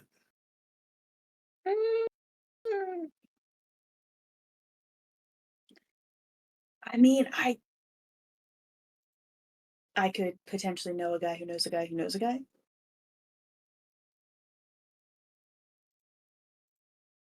yeah. I got some maybe a few folks I could talk to. Okay. We could have because if we could get some kind of comp con set up that could just go through data while we're doing um, we're off doing whatever. Mm-hmm. Maybe they could sort something out and well, get back to us, I guess. I mean, it's worth a shot at least. It's not like we're gonna get anywhere like this. Yeah, no, you're right. I think I got excited and got ahead of myself. I mean, I'll A+ for gusto at the very least. This is already impressive. I haven't slept a whole lot the past few days. No, don't do that. Happens. Okay, we're retracting the A+. We're gonna put it at a B- now. That's fair. That's fair. Yeah. Self-care is important. All right. You work on your end, I'll work on my end, see if we can find something. Okay. Good? Can we stay for food? Oh yeah, hell yeah. Okay. It felt like we were like in a break, like, want to break, and I didn't want to leave. No, I done finished this peanut butter milkshake. I need another one, so Nice. So, Okay. Bite, give me a Uh-huh. spot check.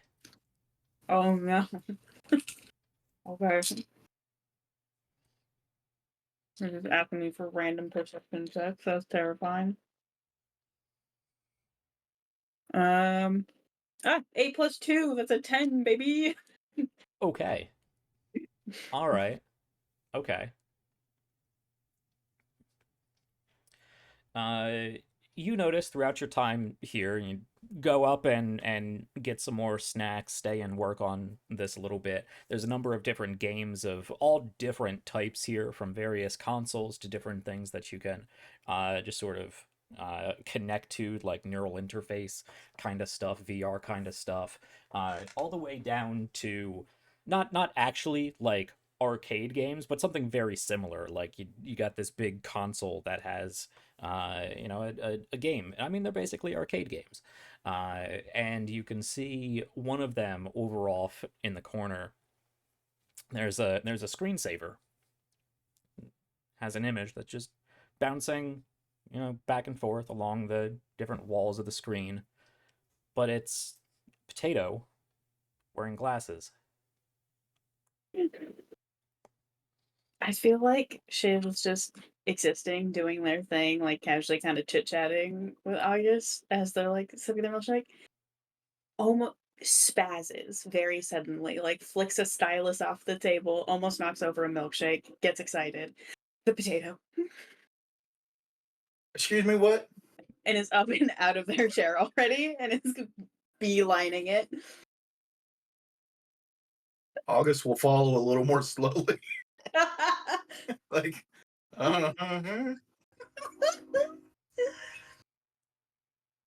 Okay. You can head over there. It's in one of the corners of this establishment. Looks like a relatively old machine, really. Definitely one of the vintage collection that's probably come in from, one of the Rim worlds or something, where they're still either using such antiquated technology or are going through this sort of revivalist vintage era there. But you can head over there and start tapping on some of the buttons, and the screensaver blinks away, and it's a real old looking game, Goblin Warren, and it brings up a list of like high scores, and the first one is 4IS. Actually, the top 5 are 4IS, 4IS 1, 4IS 7, 11, whatever it may be. These old games. Yeah. This 4IS guy must be pretty good. Yeah. Jack, how do you start a game in a world that doesn't use real money? Yeah. No, you probably. Yeah, Union has the. I'm keeping it vague and ill-defined, so it doesn't sound too like hyper surveillance state nonsense. But basically, you have a social credit score, is what it comes down to. Not as oppressive and mind controlling as some various nations may be working with today, but your service in the Navy definitely has its pluses. Your criminal record certainly has its negatives. Stuff like that. Level of schooling and what your profession is and whatnot. So union always provides the basics. You're always going to have a house. You're always going to have food. You're always going to have medical care. You're always going to have education. But you have this allotment of extra sort of like social credits that you can use for luxuries. So you can go up and just sort of like. You probably don't even like need to wave a pad or sign in to anything. I mean, you have a you have a data plating. Yeah, so you probably have access. You can just neural interface connect with it and send over a chip of this credit system.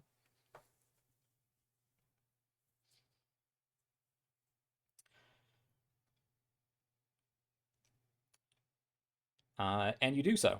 And you can turn on this game, and it is the most nonsensical, frustrating game you have ever played.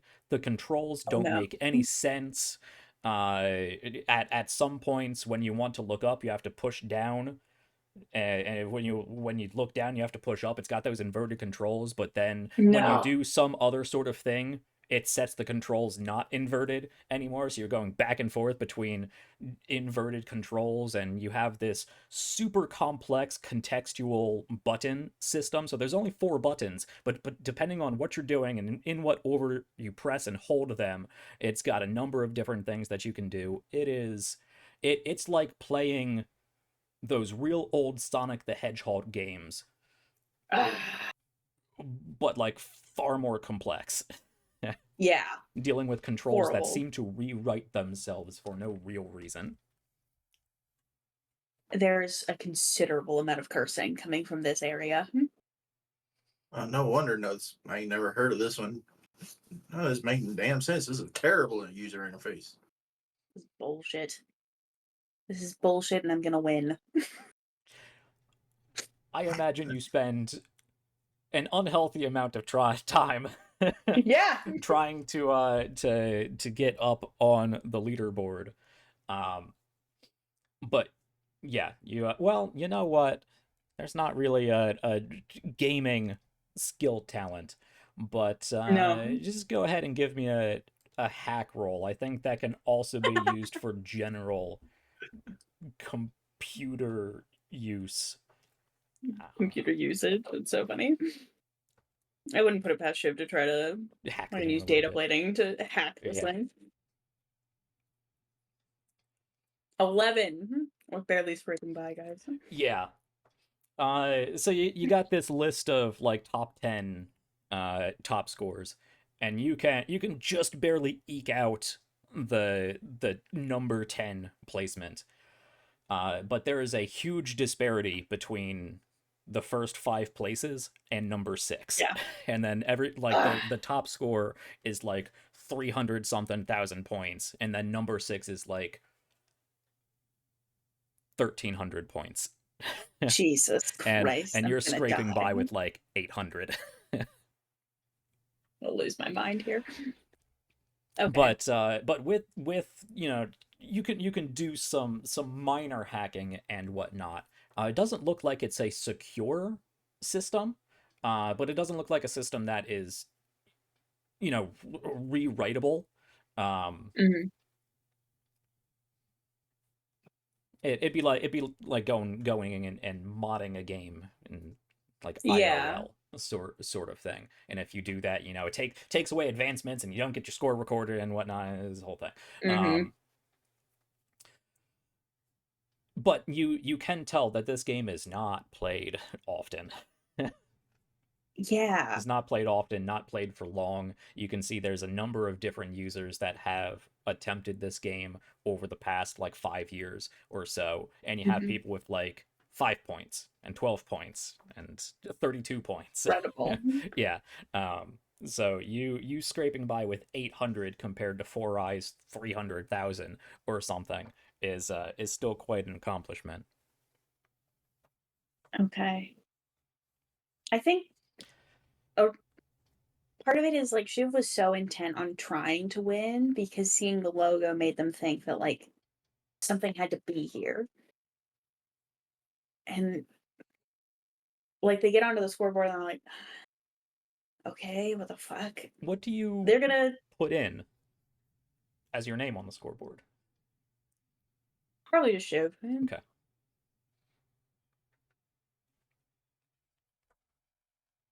I don't know what's happening. Yeah. Nothing. Notebook. Continue. Fair. Yeah, I just put in Shiv and be like, okay. I'll just kind of like stand back a little bit because I've been like goblin hunching over the arcade machine. Well, you saw the potato. Did you see the potato? Yeah, like the screensaver that was on there. Yeah, I saw that. August is basically sitting kind of off and back in a chair that he's pulled over with like his 4th milkshake. Been watching a documentary on gyroscope maintenance, and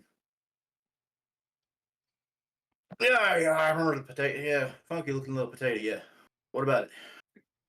I saw the potato before I got my cool thing for my mech. You saw the potato.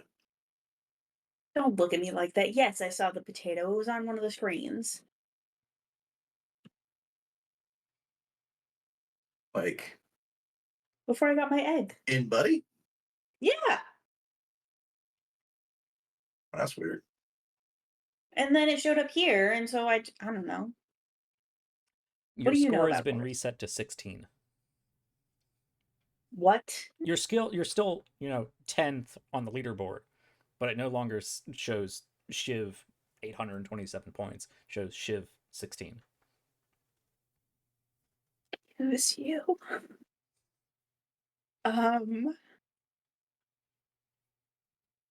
Okay. If it can be changed, then Shiv's gonna try to poke into this machine and change their score to be the top score.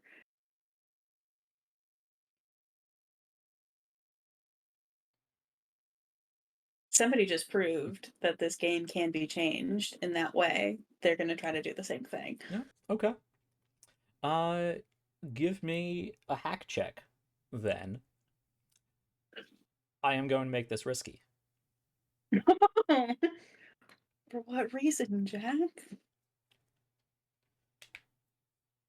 Is there any accuracy I can put on this? I don't think so. Okay, plus 4. 16. Okay. Yeah. You can set your score.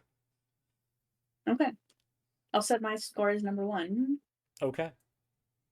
I have 427,153 points.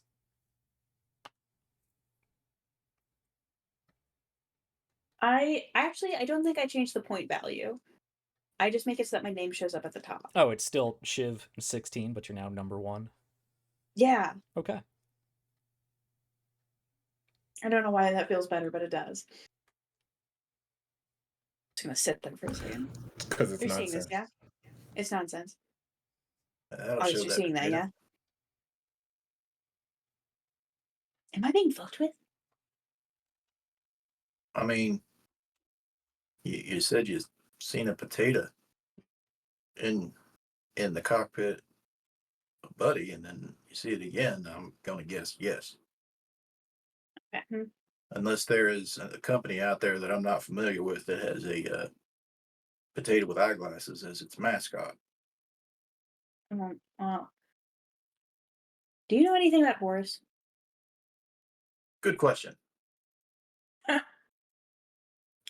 Oh, you know very basic things about Horus. It is some sort of ill-defined collective of potentially people, organizations, NHP, and weird paracausal eldritch math gods that fuck around on the Omninet and make super powerful paracausal nonsense sometimes, or so it's said.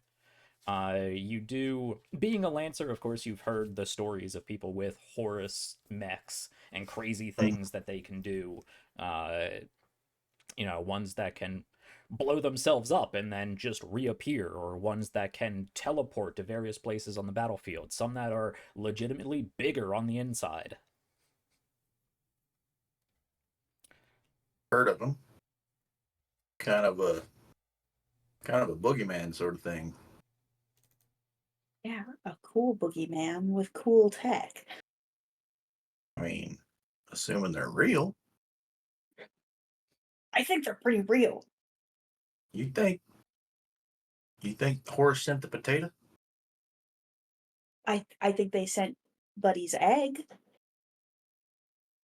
Well, I'm makes thinking about sense. it. I mean, you touched the thing. It was weird. It was weird. It doesn't match up with anybody else's tech. Yeah, it definitely wasn't what you had ordered. No. It's so much cooler.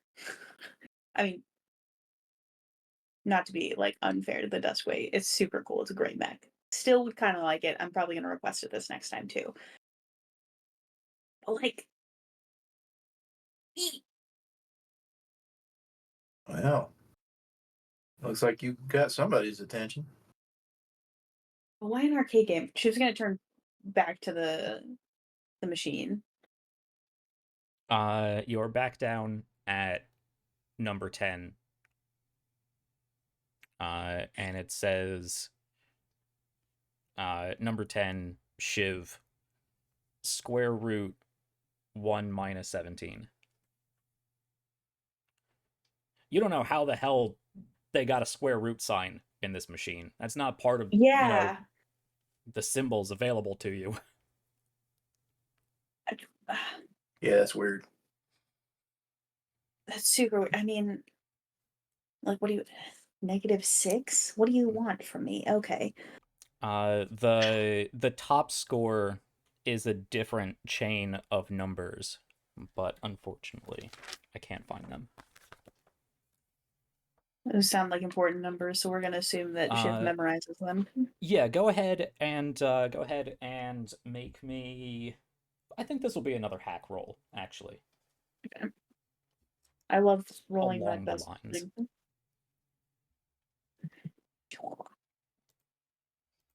Ooh, back down to an 11. Okay. These pink dice are give me a run for my money.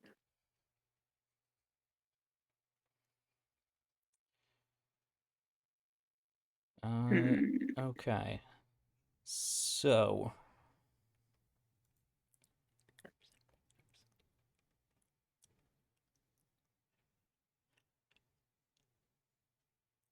Yeah, so you can string this together, and I imagine you copy these down, you're looking through them.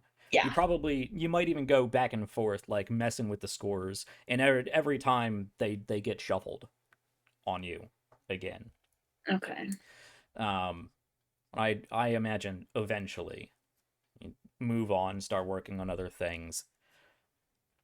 Just a petty person. They'll be there for a while trying to get their score back to the top. Yeah. But as you are doing this, actually, you get these numbers that pop out as it's being changed, and sometimes it's the first score that's being changed, sometimes it's one of the other four eyes scores that are being changed. But you realize if you take them out and you plug them, you string them together and you put them, into your data plating, it actually creates like a 12,000 years in the future HTML code for a big flashing neon sign that says "Hello, Siobhan." It's not Flash, spooky at flash, all. flash, smash cut. And we will head on over. Actually, we see that, and I think Shiv makes a very similar face, like,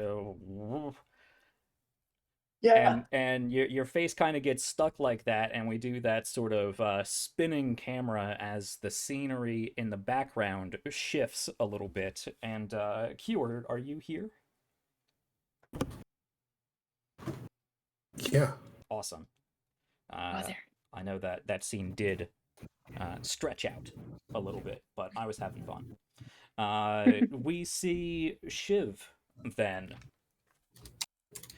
Well, QI will let you paint this scene, but we are getting ready.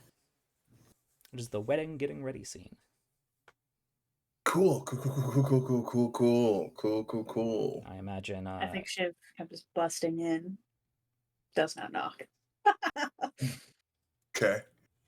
So he is dressed. He's been dressed since like this morning. Much like the suit he wore at the gala, but this one is a rust red.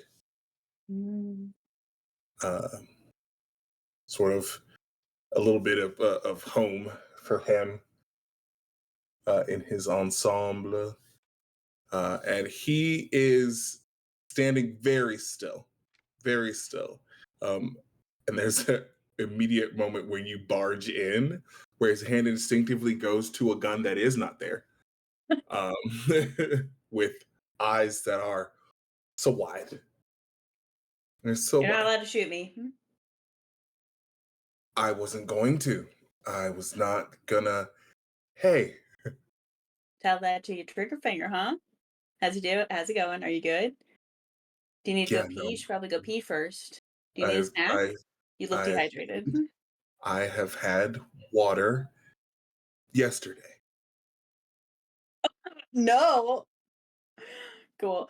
Shiv's gonna go get water and press it into your hand. Cool beans. Yeah, Drake. Cool beans. Just simply gotta. I do think that he will down it, which is probably not the best idea, but it's gone immediately. Ooh, you were definitely supposed to sip that, but okay. That doesn't seem correct. Is it hot in here? Is it hot? Is the You question. sure are, baby. Stop it. Okay. I have the thing. I have the words that I put that are probably going to sound stupid, and it's fine. Everybody's gonna Hey. be here, right? We told everyone where to meet, right? Nope. Okay. All right. You're Okay. good. He's gonna be here, right? I mean, I just checked in with him, so Okay. Okay. Cool. Cool. Cool. pretty Cool. excited. If it makes you feel any better, he's also freaking out. Yeah. Yeah. For some reason, he wanted to go with the old school way. It's like we weren't allowed to see each other before. Then we just. It's cute. It's good. God, I love him so Hey, much. Yeah.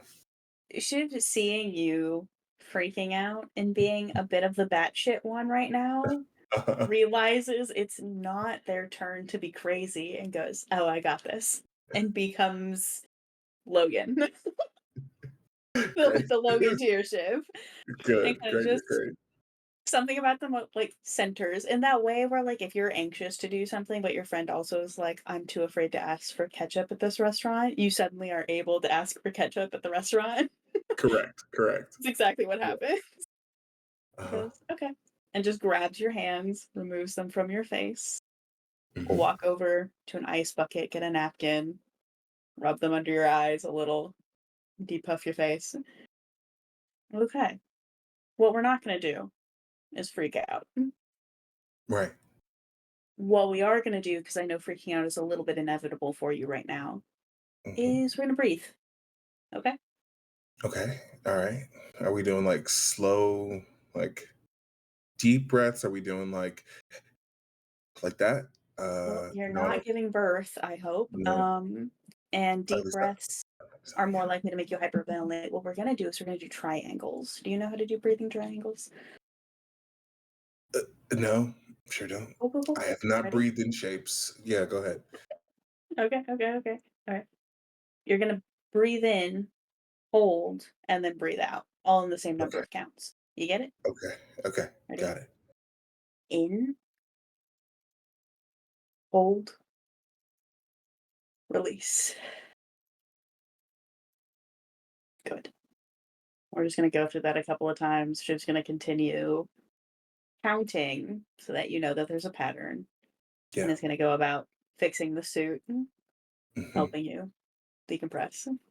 I think Okay. after about the fourth breath, you can see the shoulders loosen ever so slightly. There's always Cool. that underlying tension, but there's Yeah. definitely there's a noticeable difference. Thanks. Okay. Chef. Yeah.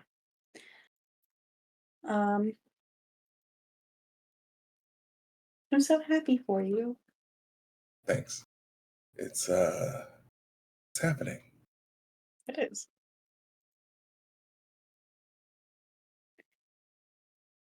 This is going to be Um, really good for you guys.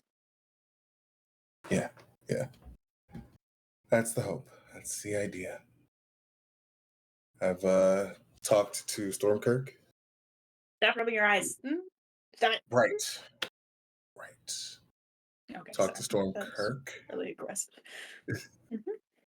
Think we have a way to keep him sort of in sync with us, mostly. Good. Yeah. Okay. Yeah. It's going to cost a bit, I'm sure. But yeah, but whatever it takes.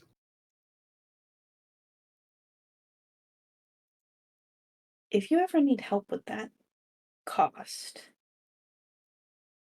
let me know.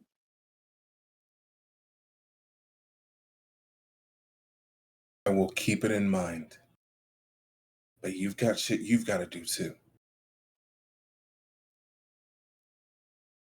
Yeah. So as long as this goes both ways. Yeah. Okay. Good. Are we ready? Because if I Last go, chance to go pee. fine, I'll go. I Good. don't have to. That's what you tell Stop yourself, rubbing and my then you face. realize halfway through, stop rubbing your face. Anyways, I remember this time. I remember this time.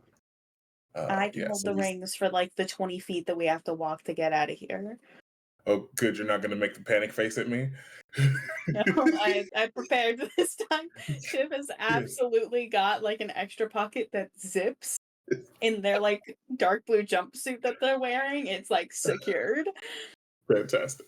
If there was ever time for Cool. paracausal So nonsense. going to go to the bathrooms, going to come back, hands cleaned and washed.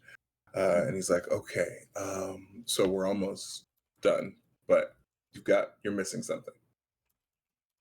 I'm missing something.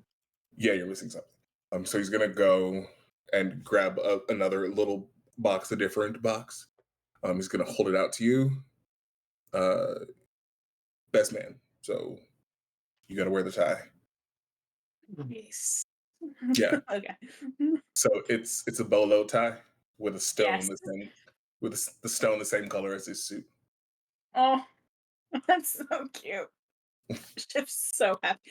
Stop it! You're gonna make me cry before I'm like legally allowed to cry. Okay, I need you to hold. Okay, listen, I need you to hold it together right now because you're my rock right now. Okay. Oh God. Dude. Okay. Yeah. I have a spine of jello. Why are you relying on me? If you needed somebody that's a rock, you needed Athen. Okay. This is. Hey, Okay. listen. Sure. Could he, hold the weight of the world on his shoulders? Absolutely. Mhm. But there's no one I trust more than you. That's really cute. I know. Hey. Okay, samesies. Yeah. Okay. Good. Also, you were Stop holding it together. reassuring me. It's your wedding day. Let's go. Honestly, that helps me. Really. Oh, okay. I see. Like I understand. if I don't think about it too hard, then it's just a thing that's happening. I feel like as this conversation is happening and like we're both kind of distracted, she was like, "We're gonna step out the doors now." Yeah. All right, so we see the big double doors, and yeah, I imagine it's not like a church,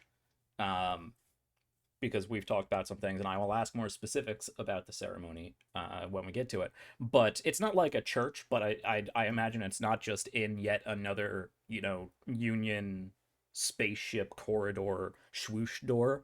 I imagine there's a fairly nice building that's been set up. It's still probably metal or some sort of composite ally sort of thing, but it has an actual door that it swings open, and we see again the bright lights of wherever you are leading into flood into the room as the two of you silhouette on your way out, and that is where we are going to fade for an intermission. We're going to take a little break now, have a little talk with my pals here about some things to come, and then we will be back with more absolutely adorable, ridiculous, wholesome nonsense. It has been an episode today, guys, and I am looking forward to more of it. All right, we're gonna go take a quick break. I'm going to give you in the audience some homework to do while we are gone, because I want fan art of this. Oh, so badly. I want you guys know what the characters look like. I want to see wedding ceremony Logan, and it'd be nice to get a Morgan, but I didn't have time to get a Morgan. Anyway, so much great fan art opportunity here. So, if you're an artist and so inclined. Anyway, we're gonna go take a quick break. It'd be about 8-10 minutes or so. We got a little shout out from our friends over at Veil of the Void. Go check them out. Absolutely fantastic game. I'll talk more about that later. And then we got the usual flashy lights and fun music. And we will be back shortly with a wedding and whatever else we get up to. See you in a bit, folks. Hell The Starcrier Conflict is brought to you in part by Veil of the Void Reforged.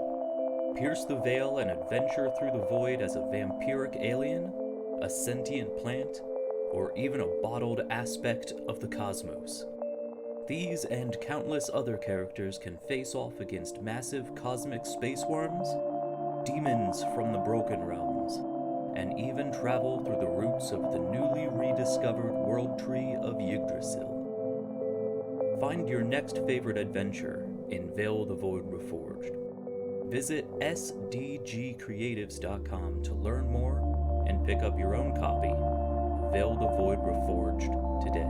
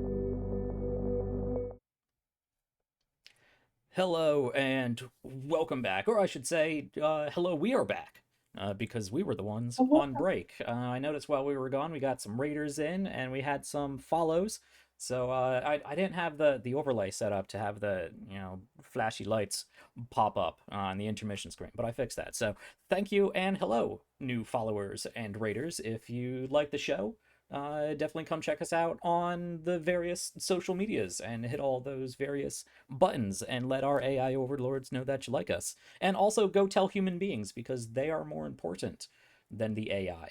Just don't tell the AI that. I'm sorry, AI. Anyway. Yeah, you say sorry to Craig. Yeah. Thank you, Craig. Always in the background, listening. Let's Just jump because back we don't in. see him doesn't mean he's not here. Exactly. So threatening. Exactly. So threatening in a way that I do not enjoy. All right, so let us jump back into the second half of this episode of the Starcrier Conflict. And we are going to pick up not with the ceremony, actually, because we left off with Siobhan and Logan dealing with some of the usual pre-wedding jitters, just outside wherever they are for their wedding, or at least their union. But when the doors open and the lights flood in, we take that light and do a white out, and we'll white in with the backlighting of Byte's computer setup. I realize we've had a number of Byte scenes in a row here, but I'm not going to complain. So, Siobhan, you are at your computer once again, or so I presume. You have just been invited to and shown the fun times that can be had over at Clive's, which is always an option, though probably less secure and definitely less private. But once again, I'm going to throw it over to you to paint this scene as to where you are, what you're doing, and if anybody is with you. But I believe you wanted to do some research on your father and figure out more of what he's up to, and more importantly, why that is so drastically different from what you remember of him. Yeah.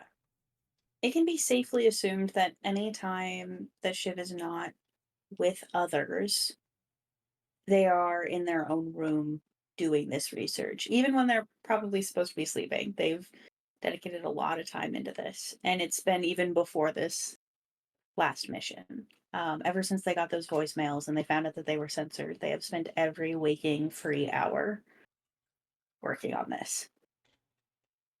And so there actually isn't anybody here. August was very kind to show them Clive's, and they've enjoyed that, but this is certainly not the kind of digging that they want to be doing on a non-private IP. Mm-hmm. So they are currently in front of their big computer setup that they are rebuilding because it keeps getting taken apart. And things are removed and deleted and all kinds of things. And so it's back to where they want it to be, and probably even a little better now that they have such a intense goal in mind. Mm-hmm.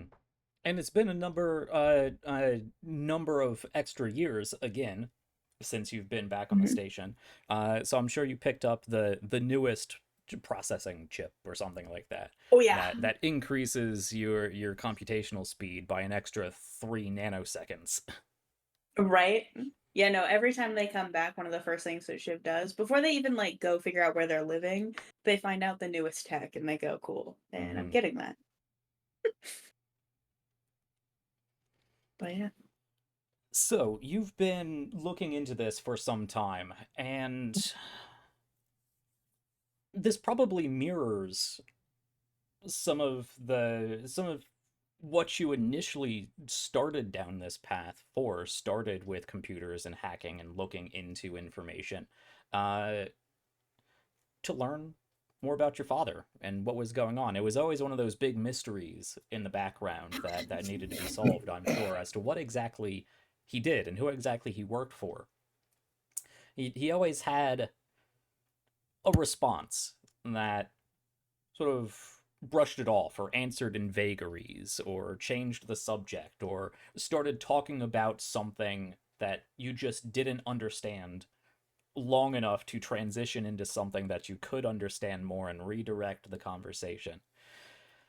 Which, thinking back to it now, he was quite adept at, really. Surprisingly so, now that you're an adult now and thinking about that yourself and thinking about things that you're not allowed to tell other people. And it's probably only when you're going through this research and remembering this that you realize that he was, I mean, you were a kid, but he was Yeah. really pretty good at making you forget he didn't answer any of your questions. Which is especially impressive because Shiv is 100% the kind of kid that would take non-answers as a challenge. Mhm. So the fact that he was able to sidestep Shiv's internal competitiveness Mhm. was really the magic in that.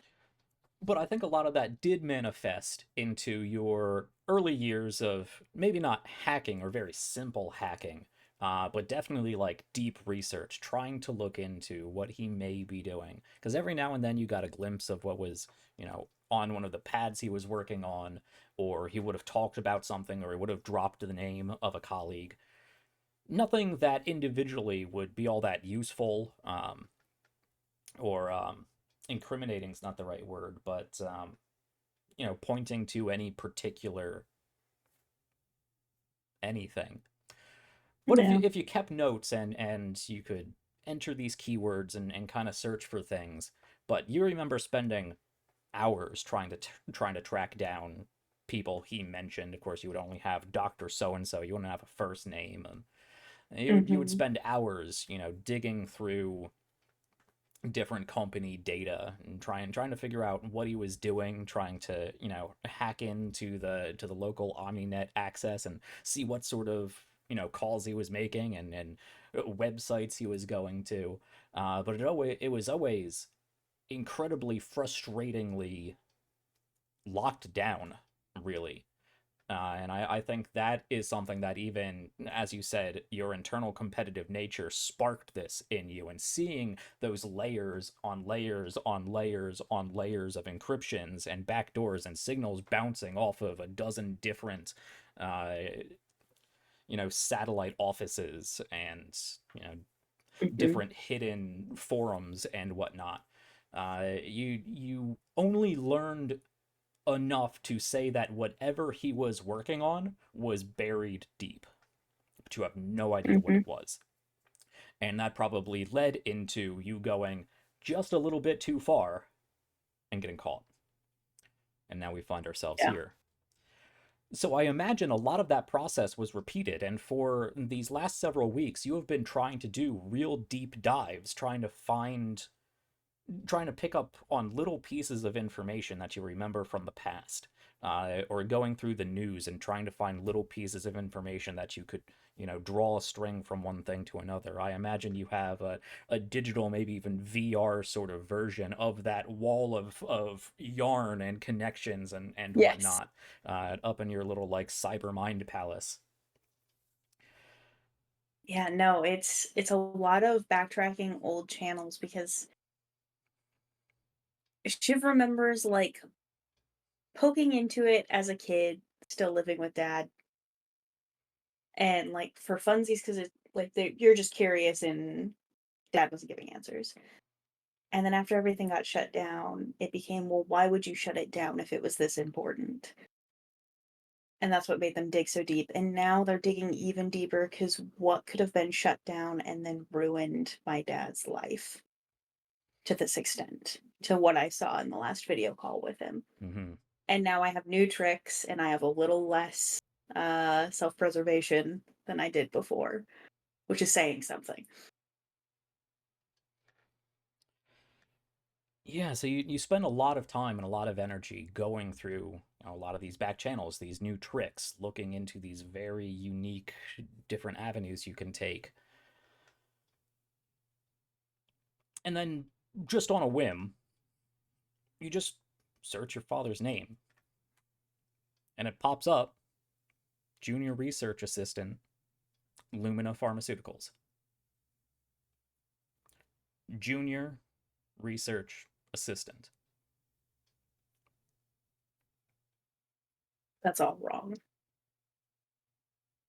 Every kid thinks that their parent, when you love them that much, is a superhero. But Shiv knows her dad is worth way more than that.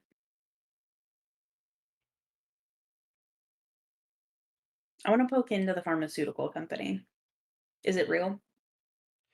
Yes, certainly. You are familiar with Lumina Pharmaceuticals. Almost everyone is. It is one of the major pharmaceutical branches of GMS.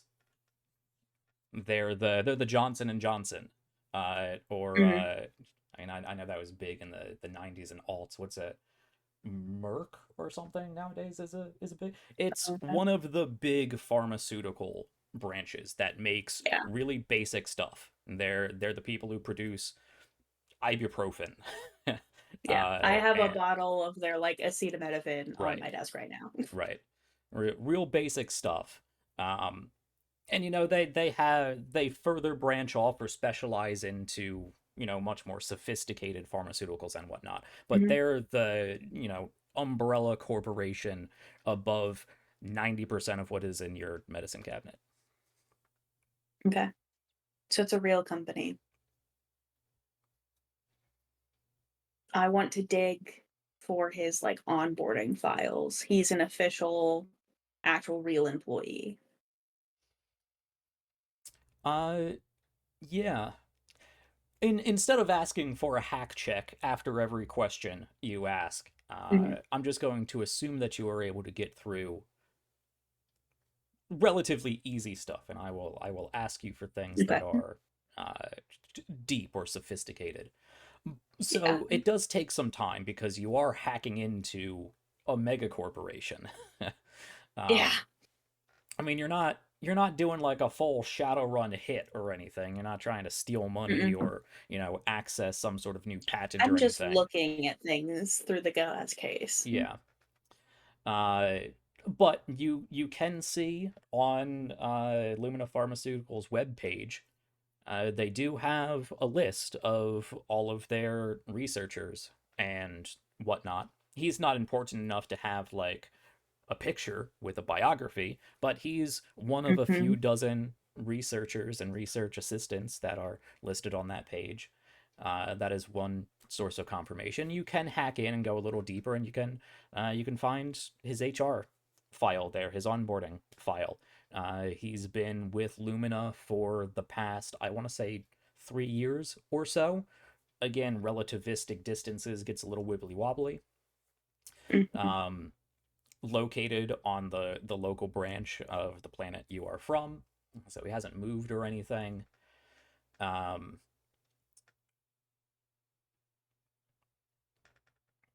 He makes a very modest salary.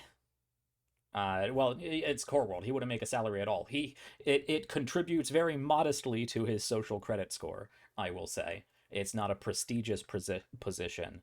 And Mhm. he is mostly tasked with, you know how I'm thinking back to that episode of House MD, where that guy comes in and Mhm. buys the hospital basically, and House has this big. He has to go up on stage Yeah. and pitch this new chemical or something. Yeah. And it's one of those where every year, every 5 years or something, when the patent's about to expire, they tweak this one little thing and like add a new form of antacid onto it or something and call it something entirely new and ship it out as its own thing. That's basically what he does. He ensures that the pharmaceuticals that they make are tweaked enough to continue having the patent for them, basically, and providing quality control along with that. So he's All not, sorts of fucked. yeah, and that is not that's not incredibly simple stuff because it does require some creativity to constantly change something by just such small amounts. But it's not, he's not doing anything revolutionary. He's not doing groundbreaking science. He's not challenging himself or the scientific community. He's not really adding anything to the world. He's just keeping what is already there going in the most minimum way possible. Okay. And you do see before that, before he was brought into Lumina, however, he was unemployed for several years. Gotcha. Okay.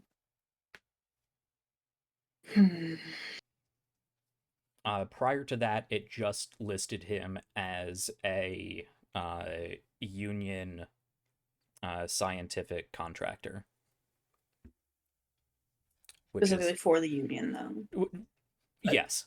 Though for Yeah. union could mean anything. I mean, technically GMS Anything. is a branch of union, so it could mean anything. Okay. Entirely unhelpful.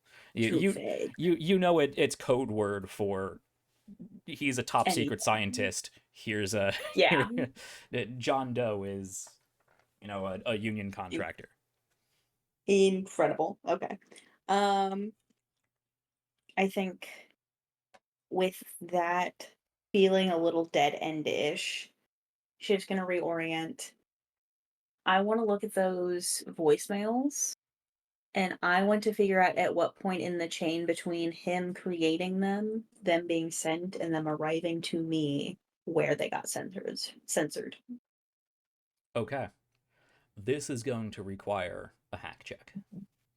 Fuck it. And I'm going to make this difficult. It's not going to be risky, but you're going to have a difficulty die. Okay. So a d6 and subtract it. Yes. Oh, okay, so -1 plus 4, 17. Okay. Very good. I keep forgetting that this is you just need a 10. Right. So, Stress. going back and looking at those voicemails,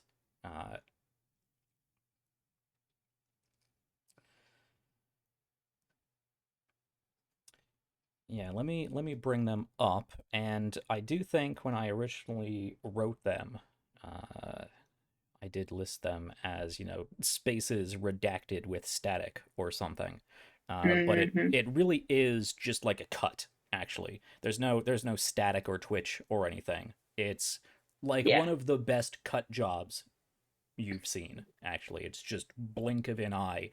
He's onto whatever he was saying. And it was usually cut in a way that actually made it appear and sound fluid, as long as you weren't thinking too much about, you know, he went from talking about one thing and immediately started like finishing the end of the sentence talking about something completely different.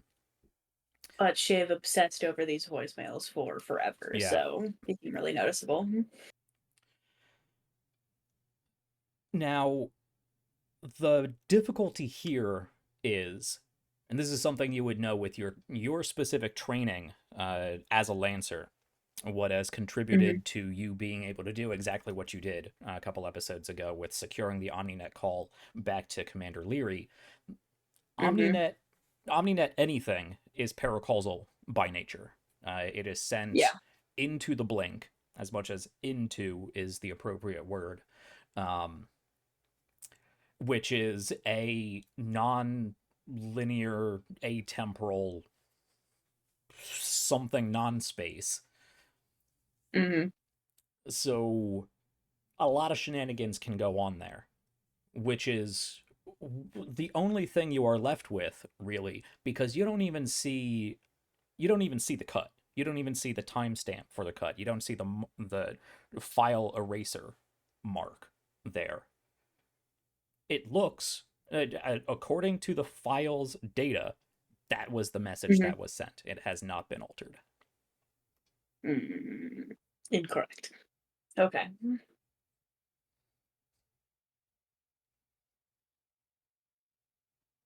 So the file is not messed up.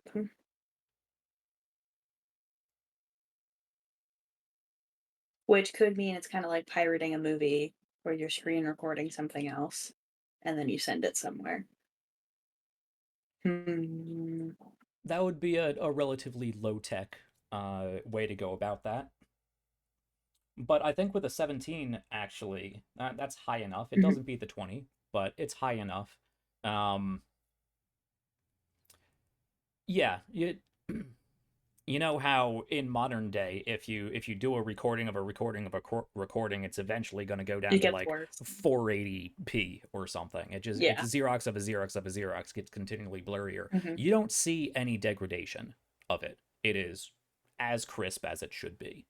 It does not look like it was a recording of an edited file. Weird. Do I know what that could mean? If not that? Well, you just had firsthand experience with With spooky atemporal shit. paracausal spooky shit. I mean, it sounds like nonsense, but if you sent that, if that was sent via the blink into this atemporal paracausal non-space, something could have been lost, reordered, shifted in any number of ways. But it seems like whatever appears to be missing just didn't exist anymore. Is this something where, like, with Omninet calls, would my dad's, like, computer, his recording device for this call, would it have, like, a local cache of those files where I could see an original?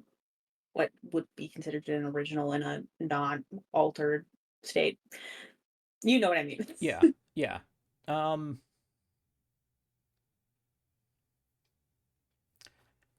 Only if he was recording it locally himself. I mean, the computer would have logged that a call was made to this address and lasted this amount of time, and then it was ended at this time. But it wouldn't have. It's not. Craig is not recording their audio. Yeah. Oh, but my dad's would tell me how much longer his is compared to mine. Yes. Fascinating. I do want to see how much longer these recordings were supposed to be. Well, I don't think you can hack light years away through the OmniNet, or at least you don't know how to do that just yet, because that basically means you could be a basement dweller Decker hacking the entire universe. Yeah. So you just don't. The dream. Yeah, you don't, as a Decker, that is the dream. You just don't have access to your father's computer, which is, back on a core world somewhere, untold dozens, maybe. Well, probably not. Oh, maybe hundreds of light years away. What did I come down to? I think a radius about 500-600 light years. That is the Union sort of bubble.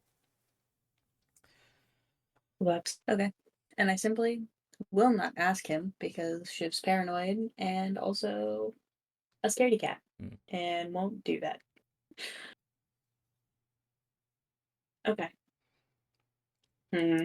Much like Solitaire's investigation into paracausal tabloid information, you two are at a very foundational starting point for your research. Yeah. So we could go back and forth for the rest of the episode here. For sure. But if you have like the next step you want to pitch, or another question very specific to this, we can do that. But this will be the first step of probably many in your search for answers. Yeah. I think next step, Shiv is considering reaching out to less than savory contacts for a less than legal assist on getting information. All right. Tapping back into the crawl space, as it were. Yeah. Mm-hmm. The sort of colloquial name for at least some section of what we would consider the dark web, or the dark omninet, the deep net, whatever it may be. This crawl space is a series of interconnected like Jackpoint forums, making a lot of Shadowrun references today. Collection I love it. of really deep pages that you can't just access. You need like physical access keys and passwords, and to know a very specific chain of like nonsensical numbers and letters sort of website to even get to. Mm-hmm. Yeah, so you can reach out to there.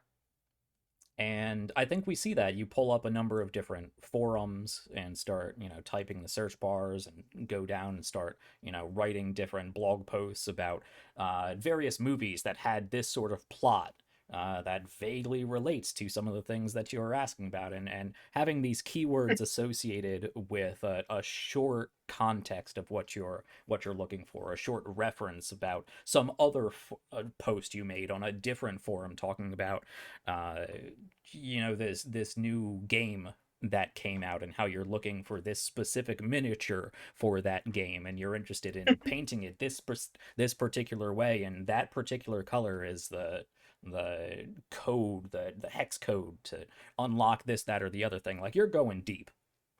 Yeah. Yeah.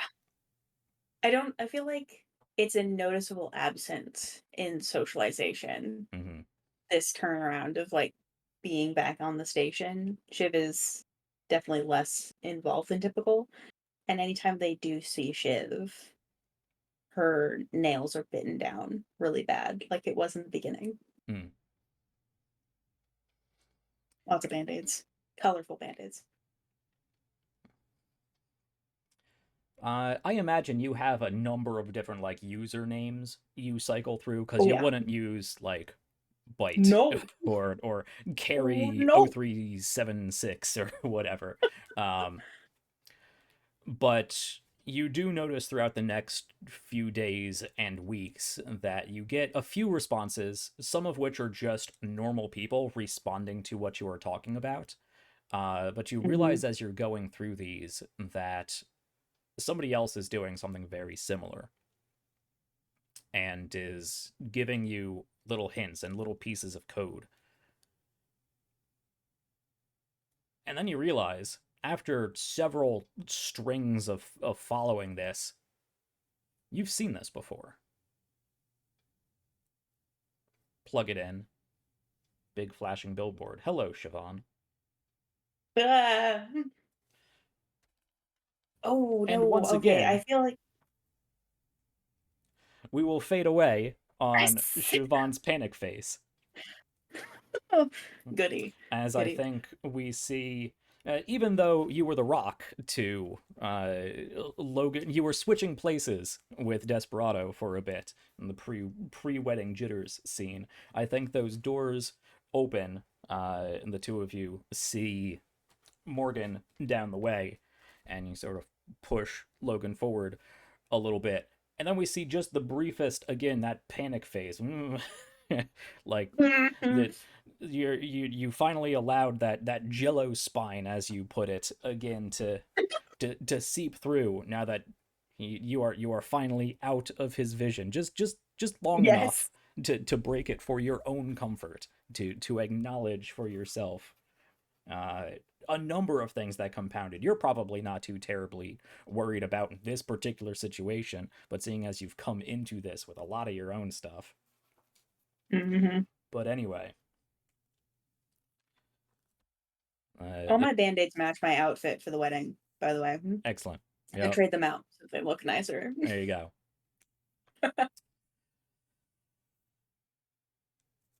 So, we find ourselves in a relatively official looking building. We're not in a grand cathedral or even a small church. There's not a red carpet with a series of pews or chairs or anything. This is, well, it looks like the sort of reception area to an office, basically. And I think we even see a couple other people off to the corner, but you're the big group here now. We open up the doors, and yes, we see Logan, as described before, in that rust red suit, bolo tie, his gold-plated leg. And down across the way is... We didn't see it, but is anybody... I don't know how close anybody else is to Morgan. We haven't had a lot of other people interact with Morgan. But would anybody be over by Morgan giving him the pep talk? Would probably give him a small one. Mm-hmm. And then just like as we are like kind of getting set up and everything like that. And by the way, this is like the best dressed any of you have ever seen Athen. Like it's the most classic black suit, like clean white shirt, really nice like brown boots, by the way. Come on, Cowboy's wedding. You gotta. And like as we're getting set up, I'm going to kind of like approach where Shiv and Logan are before everything gets started. And they're just gonna like lean in close and like one pull like Logan into a hug. Hey, just so you know, you don't have to worry about him getting cold feet. Good, thanks. Cool. I was not worried about that. It's okay. I threatened to shoot him if he left. Oh God, why would you? God, I have to stop rubbing my eyes. I have to stop. I'm gonna laugh. No, I'm kidding. He's stoked. Good. Hey, you're gonna do great, and I'm gonna give you a clap on the shoulder. Thanks for being here. So who else is here? In fact, this is a relatively small, I don't even want to call it a ceremony, really, a small gathering to witness your union. Who is here? I invited the squad, which does include Tapek. But I also invited the second team. So we have Lisbeth, Lisbeth. Hotjaw, Lynch, Yep. Lisbeth, yeah. Lisbeth Azamalaki, Mac McRow, who is Hotjaw, and Malcolm Kazir, as being Lich, are also here. Anybody else? What about Nope. your mechanic friend? I don't know how close you are. Oh, my prosthetic lady? Yeah. What was her name? Allie? Annie? Something like that. I don't know. It's been a while since we've seen her. It's been a while. Also, like I left 15 years ago. That's true. And we haven't really had a chance. That's true. We haven't really had a chance to talk since then. Yeah, so maybe she's not here. Yeah, so yeah, relatively small gathering of the, what is that? 8 of you? 8 of you, yeah. And of course Morgan. Obviously he's here. No. But there's no long procession. No flower girl throwing rose petals into the air. No officiant waiting for you down an aisle. You're simply in a room. You're kept off from each other just long enough for this to make it significant. Turn this on. And I mean, if there's a chaplain, like if there's a Navy chaplain, that would be dope. Okay. Yeah, we could do that. Because we're like part-ish Navy, kind of, sort of, but not really. Mm-hmm. I think it's close enough to count. But more or less non-denominational. Let's get everybody on screen here. Don't mind me just playing with the overlay real quick, because I know I forget it too much of the time. I'll get everybody set up.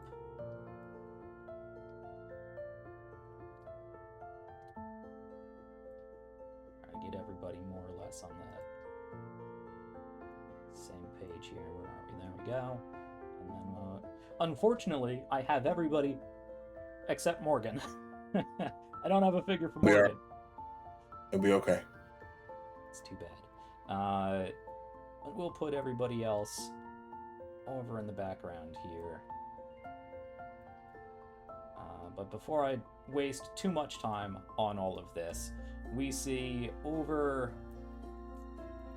waiting on the other side of the room, Morgan Troy, who is similarly decked out in a very fine midnight blue suit. Dark enough, it mirrors, I imagine, it very much mirrors the night sky down on Dusthaven on a very clear night. Without the dust of Dusthaven, but very, very clear midnight sky, just a tinge of blue with just a little bit of sparkle to the suit. Nothing overly gaudy, but just a little bit of sparkle to it.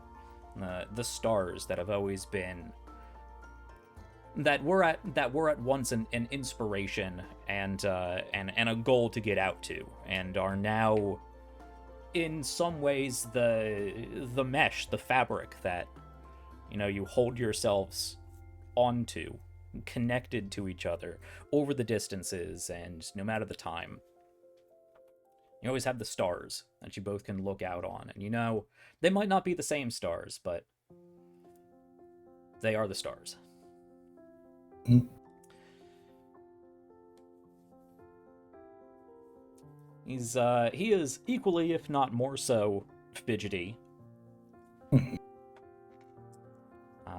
But I imagine where your suit has a little bit of that, you know, Western cowboy aesthetic sort of thing. You got the bolo. You have your gold leg. He has he is retired from the Navy, but I imagine he does. And you can correct me if you don't want any of this. I imagine he has a few small medals and commendations that are attached. It's not like a military asymmetrical cut thing or anything. It is like a civilian, nice tuxedo sort of thing. But he probably has like a pocket square of the navy, like black and light gray. Has a few commendations that are just pinned there. Yeah, very fine, perfect. shiny shoes. Bow tie. Morgan feels like a bow tie man. Sure. All right. Sure. It has a nice black thin bow tie.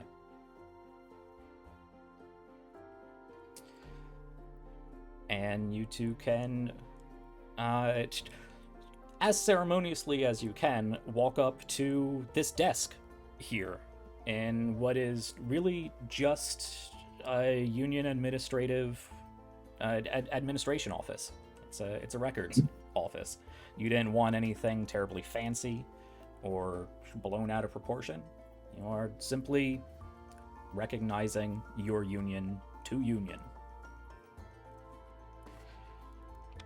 But there is a Union Navy. We would refer to them as chaplains, a Union Navy chaplain.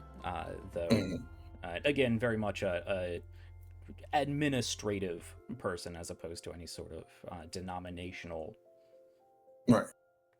church person. I'm not a church person. I don't know what they're called. Sure. But they are here. Just an officiant. That's really all officiant. we need. That's the word I'm looking for.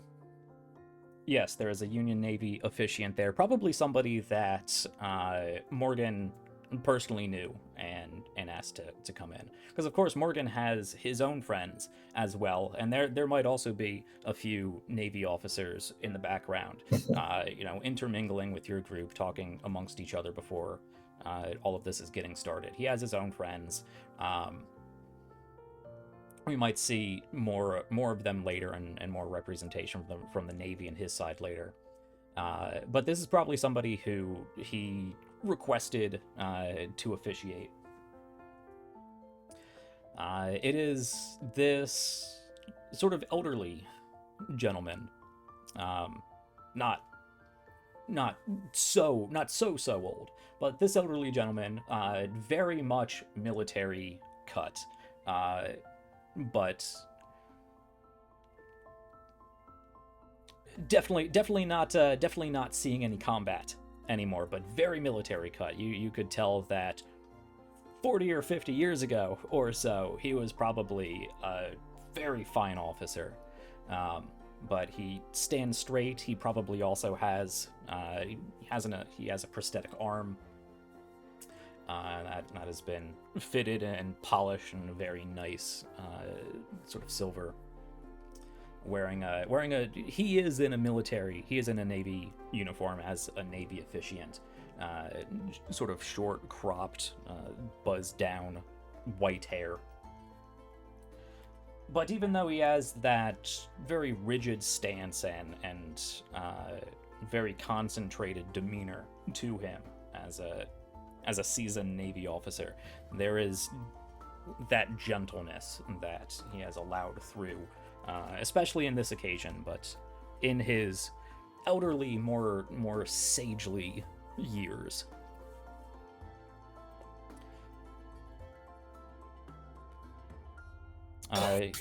He will head over to the counter there and simply gather some pieces of paper, have a short conversation with the woman behind the desk, and we'll head over to one side of this room and call you both over. And we'll take Morgan's hand and walk up with him. The grip's firm. Mm-hmm. It's not tight, but it is firm.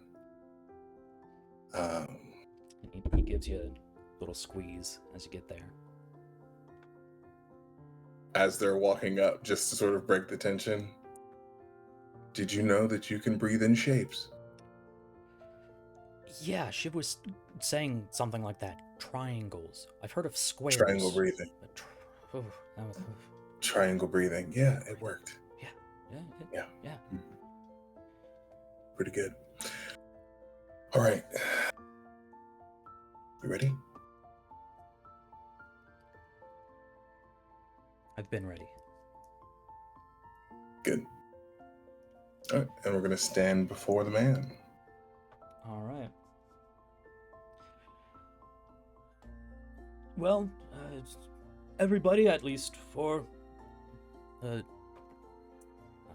Ahura and Troy party and their not congregants, that's a churchly word. Following, you guys get over here. Witnesses. There you go. Like I said, woefully unqualified to do any of this. It's all good. I got you. With the witnesses for the Ahura and Morgan ceremony, please gather over here. It is a great honor to have been invited by Mr. Morgan Troy to officiate at this ceremony. I have watched him grow into a fine officer over the years, and while I am saddened to hear he is leaving the Navy and will not be gracing the decks of the ship that we shared, I am honored to officiate over this new chapter of their life. So if we could all gather around, I will keep this fairly short and simple upon request. We are here for a momentous occasion, something that so many people do and have been doing for so long, though it is never something that should be discounted. Whether it is a long drawn-out ceremony, whether it be tied to any of the many major religions, whether it be sanctified by whatever power, officiated by whatever administrator, no matter where you are, spread across the stars. This is the coming together of two people. And we are here for people today. Something that is so often lost, especially in our careers. Whether it be those of us on transport ships, cargo ships, Navy ships, Lancers. The individual can get lost out amongst the sea of stars and the years and years we spend drifting between them. So we are here to celebrate two people making a promise to each other. No matter where they find themselves, they will be together. So, let us commemorate this union. That was my big fancy speech. I will now ask if the two of you have words you would like to share to each other.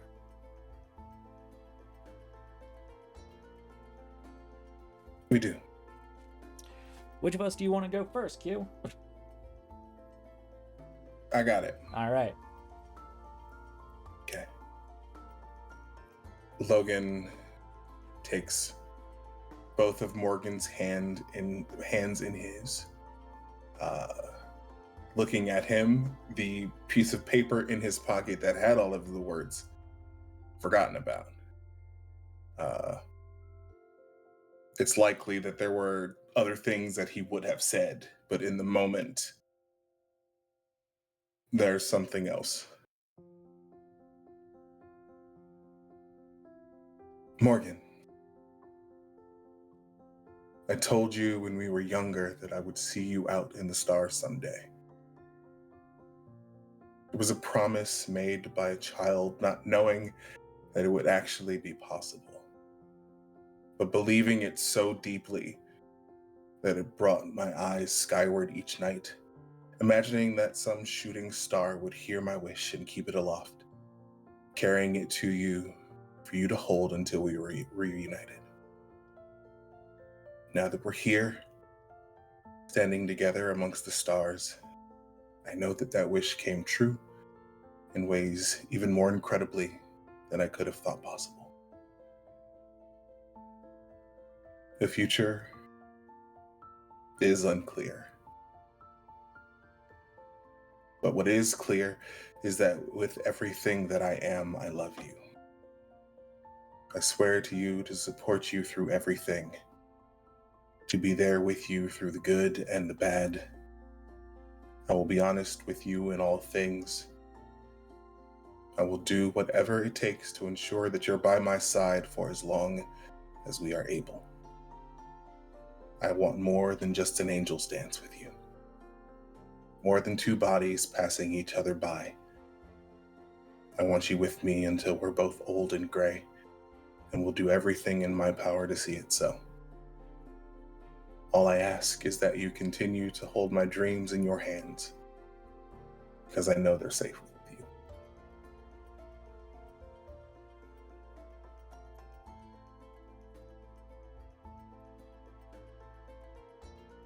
Yeah, you can feel his grip tighten as you say these words. His eyes squint a little bit, tearing up a bit. Yeah.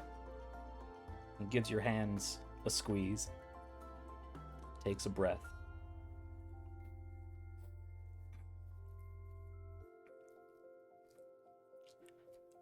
I don't know if I can follow that, but I'll try. Logan, my knight in dusty leathers, my friend, my savior, my inspiration. You urged me to follow my dreams, and then you followed yourself. You've been with me every step of the way. We've come so far, you and I. I'll always remember laying on the top of those extractor rigs with you, looking up at the stars and promising to join them one day.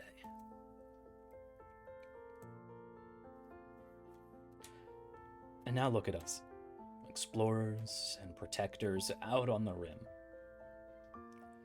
And while the distance between us might be astronomical at times, I promise I will always be with you.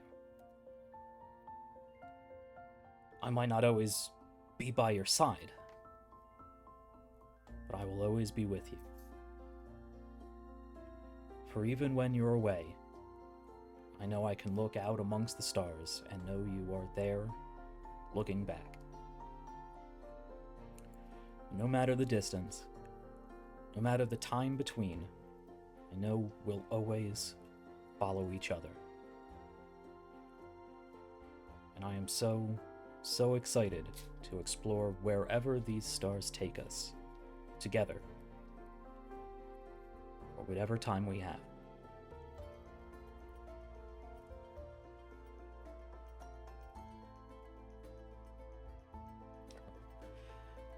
Squeeze your hand again. I'll squeeze back. And the officiant giving you some time, a moment to yourselves to take those words in. Will clear his throat.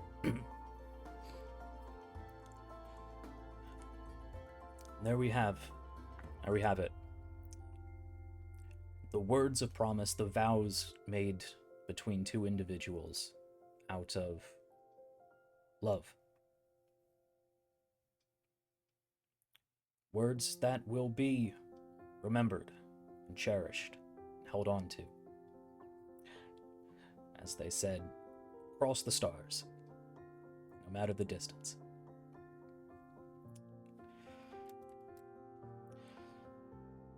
So, at the very least, by the power invested in me by the Union Navy and the Union Administrative Records-Keeping Office, I am now happy and very proud of the both of you, and of this moment, to announce you both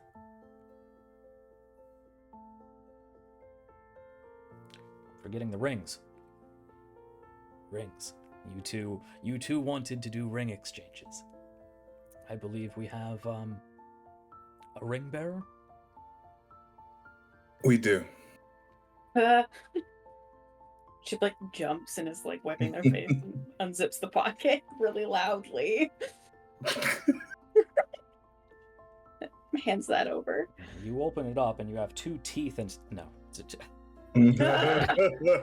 There was ever time for paranormal nonsense. No. You open it up. There are these two rings. Are they? I know you mentioned it before, Q, when you were constructing them. Are these fairly simple gold bands? I think the one for Morgan is gold. Or rather, I think for the actual like wedding rings, they're probably like a mix of silver and gold, like intertwining to represent the two of them. Nice. Because gold is definitely more Logan's color. Morgan strikes me as a silver type beat. Yeah. Oh, it's kind of crisscrossed, snaked together in a ring. Yep. Shiv can come up and hand one to each of you to place on the other. Yeah. Going to put the ring on his finger. Hold his hand out and you can slip it on. And we are holding it together. Yeah, you slip it on and he takes your hand between the two of his there and just holds on to it a moment. And then he sort of keeps your hand in his and holds your hand as he, with just the little bit of shakes, reaches out to Shiv and takes his own band and slips it on your finger. My hand is, it's fine. My hand is still. Yeah. It's that gunslinger balance. We're cool under pressure. Yep, exactly.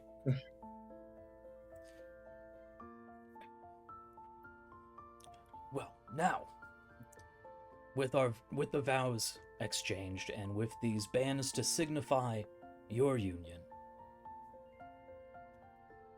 let me officially declare to the two of you, amongst your dearest friends, to the witness here at the records office, and to the stars, the official union of Logan O'Hara and Morgan Troy.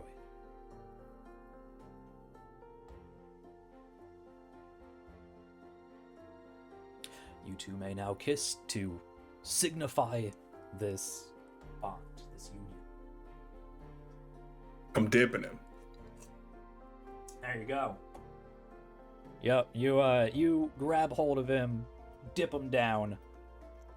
He wraps around you, and it is a long, passionate embrace. And I think we will just, time will slow down a little bit there, and we will zoom out of that office and leave the two of you now married.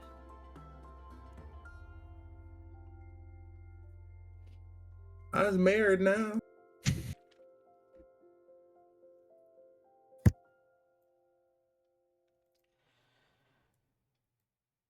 Now, we will zoom out of that office area. It's a nice office area, decorated, brightly lit. We will zoom out of that administrative center and look out amongst the stars again. And where time seemed to slow down as we pulled away, time will speed up as we rotate with the station. We can see the stars turn to lines as they zip in circles around us.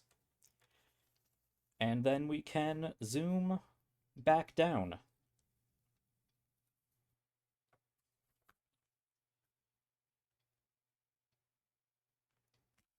And Athen.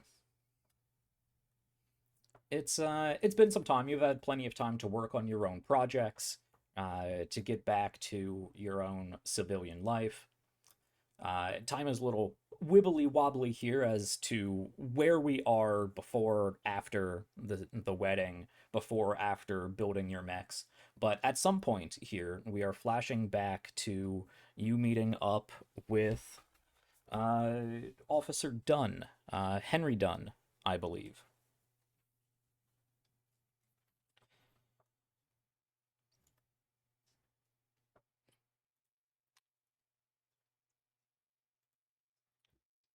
Just open that up.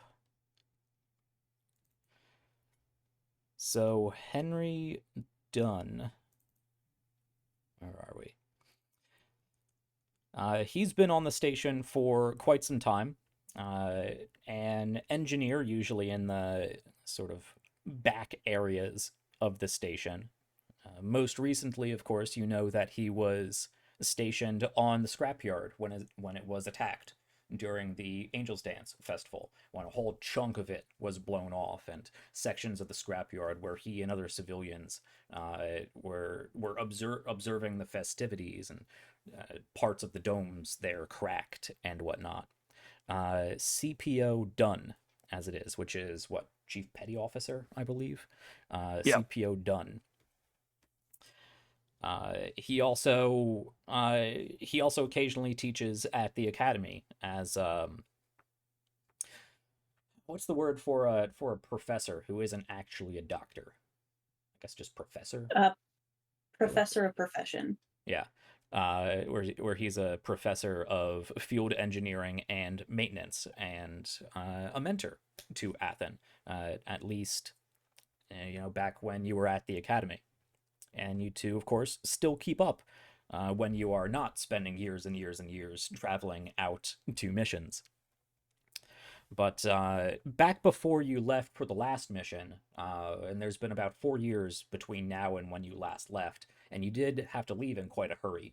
That Dunn did want to talk to you about what happened at the Angel's Dance.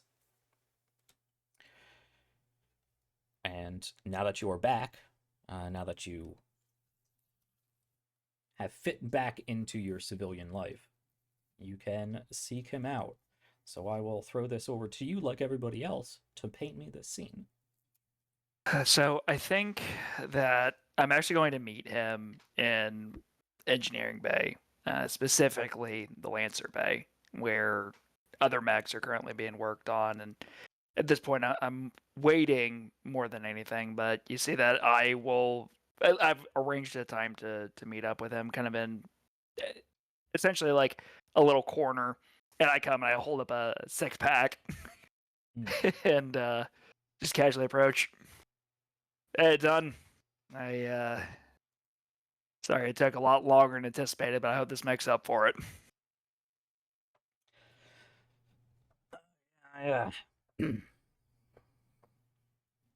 I know how it'll be with you Lancer bunch now. Don't worry, I've been here a while and I'll be here a while longer. You better be. Sorry. It just after everything with Angel's Dance, we got deployed pretty quick right after that. Didn't have a chance to really say goodbye or anything like that. We were given a couple hours to get ready, and we had to make some modifications to some of our mechs. You know how it goes. One of those but I just big wanted to top secret missions. Yeah. If you ask me to tell you about it, I might have to kill you. Oh, Just crack a smile at him. I guess I won't ask. Oh, come on. I just wanted to be able to tell you it was confidential. Mm. It's classified. All right, fine. Do your job and all. Yeah. No. So I'm just gonna basically just literally gonna take 2 bottles, kind of hit the tops together and get them knocked off and hand one over to him. So what's been going on? Figure you might have a better clue on what's been going on around the station. I mean, we've been here and back again all over the place, and just been seeing some odd stuff. And I was wondering if you might have some answers. Yeah. Well, things were starting to boil up there. When you left, of course, with the whole Angel's Dance thing. Yeah. Man, Did we figure out what happened there? I think so. I haven't told you much about it. No. So I've been piecing things together here or there, the guy with the broom and the wrenches and the mop bucket. People don't pay attention to who might be listening. But I'm sure you've noticed the station's a lot more crowded nowadays. Right. Also noticed that there's some Riptide sentiment going up. Yeah, actually, some of the graffiti was being taken down right when we got back. That's it, Athen. That's them. I think. Hard to get a lot of confirmation. Well, depending on who you ask, they're claiming it. Depending on who you ask, they don't know anything about it. Okay. As Riptide, as they call themselves. Well, again, depending on who you ask, it's some sort of poly club. Group of people politically minded together who Well, they want to consolidate humanity back in the core worlds, back not even the core worlds, back to Cradle, or as close as can be. Of course, depending on other people you ask, they're a terror cell. They'll do whatever it takes to force people back. And I think that was at least that branch of whatever this Okay. organization is. So we're looking inverse setcom then. Maybe. It seems to be that they come from out in the diaspora, and yeah, out there, Thirdcom hasn't spread. So whether it's Setcom or just the natural progression of whatever that may have led to out in those colonies, that's the sentiment. But something's got them spooked. And these people aren't content being spooked back themselves. They want to drive everybody back with them. Okay. I think they're all self-righteous about it, too. So did they say why they wanted to attack the station then, and why I nearly had to burn my mech out and I became lightly irradiated in the process?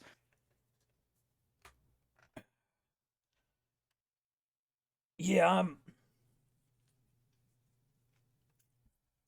from what I've put together, that went a little more extreme than they planned it to. But again, I'm just piecing stuff together. Fair enough. But How did... from what I've heard, what I'm kind of piecing together myself, they sent a big chunk of rock hurtling towards just about every important person within a few dozen light years of this place. You take out enough important people, you don't have the administrators to look after people this far out, let alone just the fear factor pushing people forward. And that's the best I can think of. Okay. How's station security been reacting to the Riptide sentiment? Slow to respond. I Oh, mean, that's third com for you. That's Thirdcom for you. Yeah. Yeah. All of this demilitarization. I mean, I get the sentiment, but Right, at some same. point, hands off. It's kind of fucking useless. Right. But yeah, I think nobody's making a big deal about it. None of the officers are necessarily confirming anything, but there's a crackdown on station security now. They're recruiting more folks for general station security. I've even, since you've been back, sounds like they're doing a whole recruiting push for new enlisted general patrol officers. People are even saying we're getting new ships in. We've been dealing with the two frigates out here for as long as I can remember. It seems they're calling in more, bigger even. Oh, based on the information that we've got, I can tell you that it's warranted. I can't tell you much more, but quite frankly, I'm glad that we're getting back up.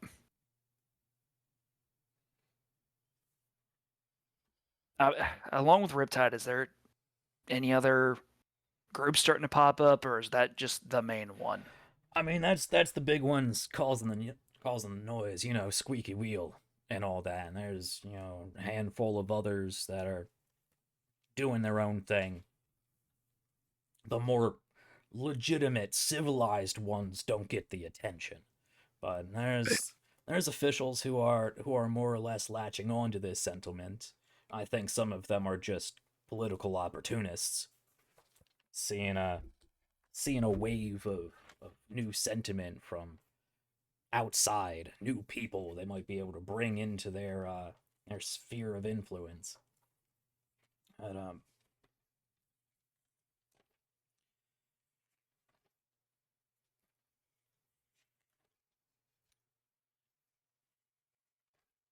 Oh,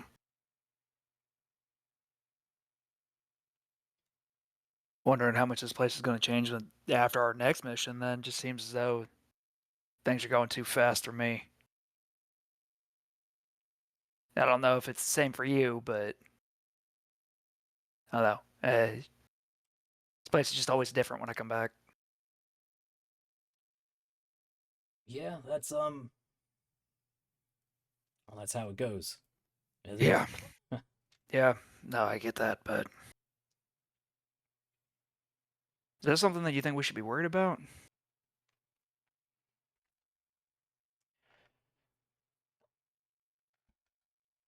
I just think there's a lot of dangerous, scared people out there coming in looking for leadership.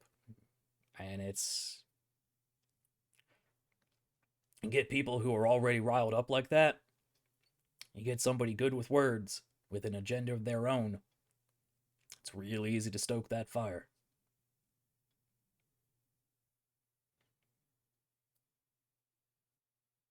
You wouldn't happen to know where any of them meet up, do you?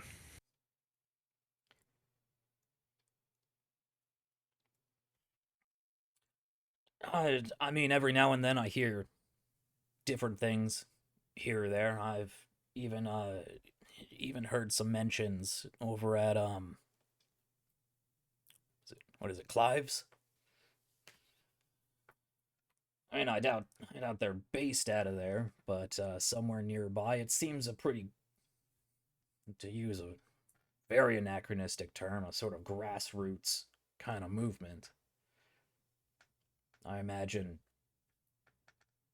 people's quarters. Maybe they get together at a restaurant or something. I don't know how organized it is just yet. Well, If you I know want, I that we can can look definitely. into it. But Yeah, just try to keep your head low if you do. I mean, I know more of the legitimate civilized types with those sentiments do occasionally meet to discuss those matters. Like I said, there's a few administrators that are trying to climb their way up the ladder. So every once in a while, they have little meetings at some of the halls.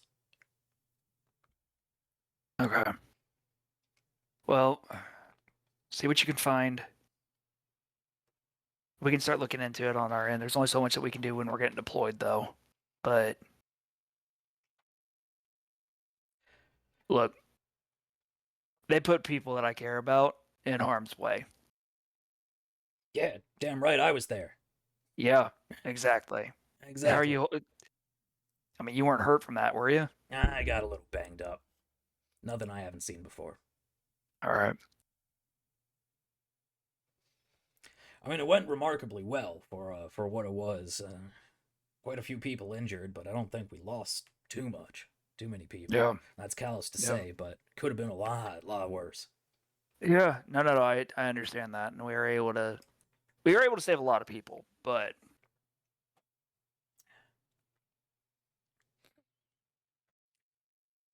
Yeah, your nuclear afterburner show was was real impressive there, buddy. Thought for a bit you were Yeah. gonna explode. Yeah. Okay. Look. I may have been a little bit of a glow stick afterwards. It's fine. Turn the lights out, and I was still there. You could see me. It wasn't a problem. But I will say I understand where they're coming from. Some of their sentiments are justified. I can say that much. Well, you can't say much else. No, because it's classified. Come on, fine. Look. All right. If I told you, the rest of the squad would find out one way or another. I already almost leaked it once.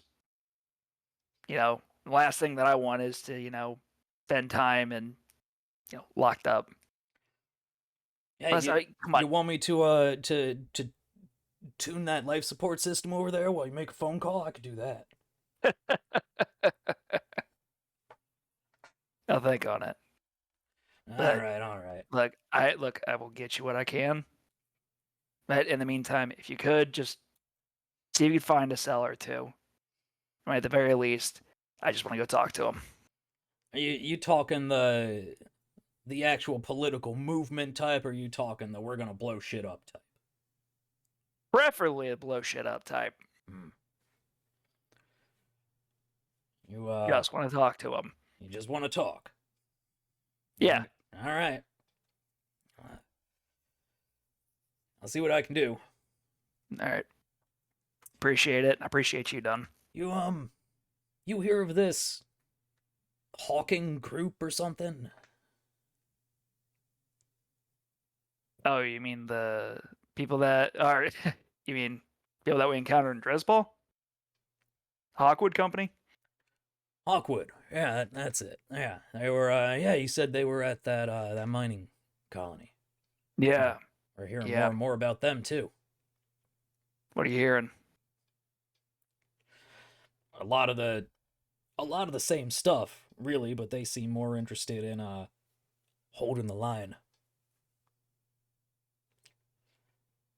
Hell, I got no definitive proof. I wouldn't be surprised if they're connected somehow. It's really interesting. I think I got somebody that we're gonna have to have a talk with then. But I said leadership coming out of nowhere, fancy talkers riling things up. I'd look to them, that Hawkwood group. Got it. And whatever, opportunistic administrative bottom feeder latches onto them. All right. Well, you got a good head on your shoulder, Athen. Yeah, ask the rest of the squad. I think they might disagree with you there. Well, I said it was a good solid head. I didn't say how well it was fastened to your shoulders, but it's there Fair and it's enough. hard, and you can smack it against Look, things. it's good for going through doors. There you go. That's the spirit. Yeah. Well, cheers to being back while I'm here. Yeah, we'll have to head down to Clive's ourselves. Let's see what trouble we can get into. Sounds great. I'm gonna throw the beer back. All right, you two throw it back and continue a more jovial evening down here in the hangar bay. I imagine you're working on something. He's working on something himself. And we will pull back. And I think we're going to pull out of the main hangar bay. Through the main hangar doors. They're not open or anything. We're going to phase through those hangar doors, pull back, zoom around the station. Maybe even going counterclockwise this time because time is wibbly wobbly here. But we have a reception that we need to go back to for our wedding.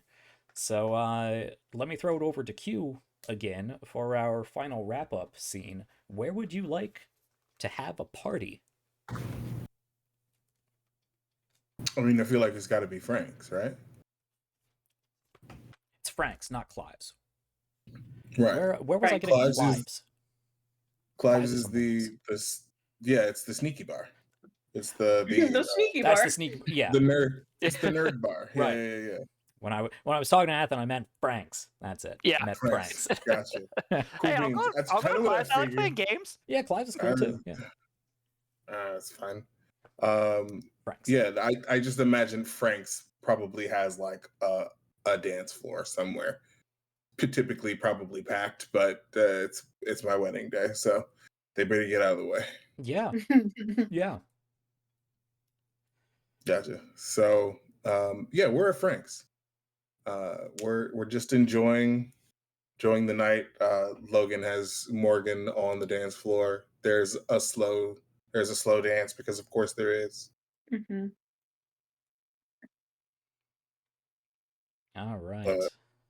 Some country crooner. We all have to line dance, obviously. Obviously. Obviously. Are you joking? 100% no way. She's But- butting in on that shit. Oh my god. You're getting approached. Yeah, because he would just be hanging out on the wall watching those. Literally being a wallflower, I swear to God, dude. I Swear to feel God, dude. Who's gonna drag you? August. I was gonna say the two of us are absolutely dragging Tavik like into a line dance. Yeah, I feel like it starts with Shiv's about to put their foot in their mouth. Shiv's gonna walk up first and go, if your girlfriend's not gonna ask you, I am. Let's go. Oh no. But There's we a don't know moment- that that's a thing. No, there's no reason. Well, There's that a moment. took 15 seconds. That's the dynamic. That's how it works. It has to. It's how it works. Yeah, Tavik must suffer. Anyway, yeah, there's a moment when you say that where his eyes sort of flicker over to Lisbeth, who I imagine is maybe on the other side, if not dancing, and then back over to Shiv. I think actually, unless Q you would disagree, I think Lisbeth being at the ceremony would have come over, congratulated you, probably went with the group over to Frank's, stayed for a little bit, but she's probably already gone. Yeah, that seems fair. Then instead, there's that moment of scanning to see where she is and the I think you realization see her that she's walk not out. there. Perfect. Oh, Yeah. brutal. So you're already That's- stewing. And then and then That's there's funny. just a full-blown sigh and sort of the downwards look. I'm sorry, what? Well, I mean, line dancing isn't like a partnered thing, but I'd figure she's typically the one to drag you out into things.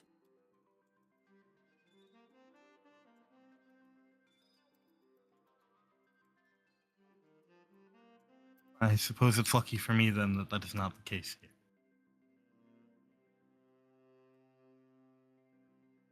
Oh, I mean, she left kind of.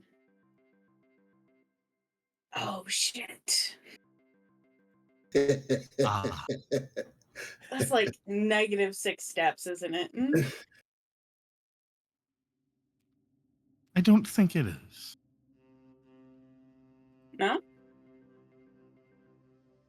Because I feel like I can feel my boot tickling the back of my throat right now. Oh, for you? Yeah. Oh, yeah. Oh, okay, cool. What about for you? How dare you? I like to I'll think try that it was at least one step forward. Okay. Wanna continue stepping in a repetitive pattern on a dance floor? Tavik looks past you for a moment at the line dancing happening and then looks back and goes, Miss Carey, Yeah. are you asking me to dance? Yes. With the caveat of you knowing that Athen and August are like right behind me, ready to drag your ass out here. We talked about it before. I decided to go with a softer approach, which obviously didn't go super well, but you still have a chance. How convenient for you then. Yes, then I suppose we shall. Next time, perhaps just ask instead of bullying me into dancing. And he's gonna just walk past. Fair enough. Come on, fancy pants. Let me show you how to do this. Also, you're just gonna see the like from the ship. There is the full body, like a deep inhale and sigh. Both of them owe me drinks. There's no way we didn't put a bet down on this, and I am owed multiple drinks. Oh, absolutely. Okay, well, hear me out. I definitely was on your side on that vote. And Logan and Morgan definitely like slide up as you're bringing Tavik in. Okay, listen. I know August knows these back and forth like the back of his hand, I'm sure. But let me show you how to do it with some finesse, yeah? I'm offended, sir. Mama said you done taught me. You watch this shit. August, I don't know this one. Help me. Oh, good. This You'll is turning find into a that dance August song. is actually surprisingly good. Hey, Sure. Shiv's not. Ab- Shiv's having the time of their absolutely. life, has no idea what they're doing. Listen, that was just a little bit of shit talk. I know we both know the moves. So, plus, Logan puts a little sasson on it. You know what I mean? All right, let's be real. I feel like Logan is the one that just makes it look sexy. Yeah. For 100%, sure, for sure. I mean, like you've got the steps. You like the 1, 2. He's adding like 1 and 2, and you know what I mean.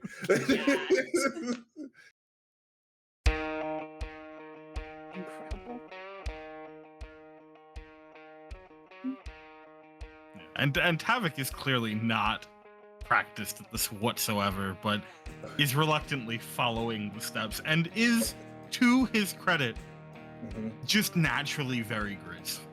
Absolutely, and he's good at following directions. I mean, So yeah. like, That's really it, right, yeah. he knows the steps. He's Yeah. like, hey, it's just a cadence. All right. 1 and step, forward step, back step, turn. There you go. See, it's easy. Now, if you could act like you were not absolutely hating every second of this, that would be great. That would make this a lot better for everyone, If it including helps yourself. in any way, I am hating it significantly less than I would if I was surrounded by anyone else. Hey, Oh, do you like us now? Is that what I'm getting? That's kind of what that sounded like. Havoc. That sounds Hey. like emotions. Hey. Damn. Let's stick to one step forward. Hey. Let's say Hey, look, this is multiple steps. It's a very complicated dance. Oh. And there is almost a laugh from Tavik at that response. It's the Oh. closest you ever seen to like a Oh. full-on chuckle. Oh, Tav. Don't call me. Hey. That means I like you. So get it together. That was almost the laugh. Oh, you're in for it now, bud. You're just, dancing the night away. I will eventually let him go and look at the rest of you. He did like 2 line dances. If he wants to be a wildflower, he can, okay? yeah. We're leaving him alone.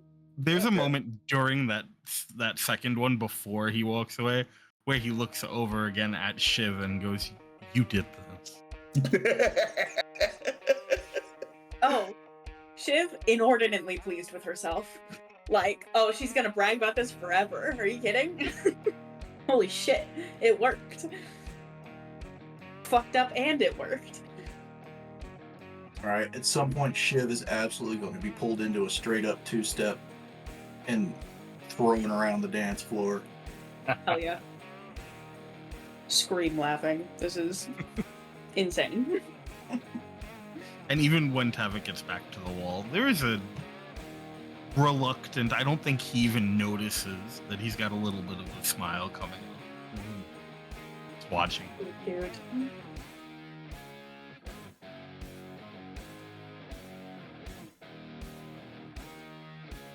All right. Does anyone else have anything they would like to do on this joyous evening before we wrap? Is there like a spa type thing on this boat? Actually, if I can jump in for 1 second, if that's okay, Yeah. Q. What's up? There is a thing that before the night is over, I think Tavik will at some point approach Logan to congratulate him and thank him for the invite. And as a show of thanks and as a gift, he has reserved for the two of you sort of a weekend at the like upscale spa on the station. Oh.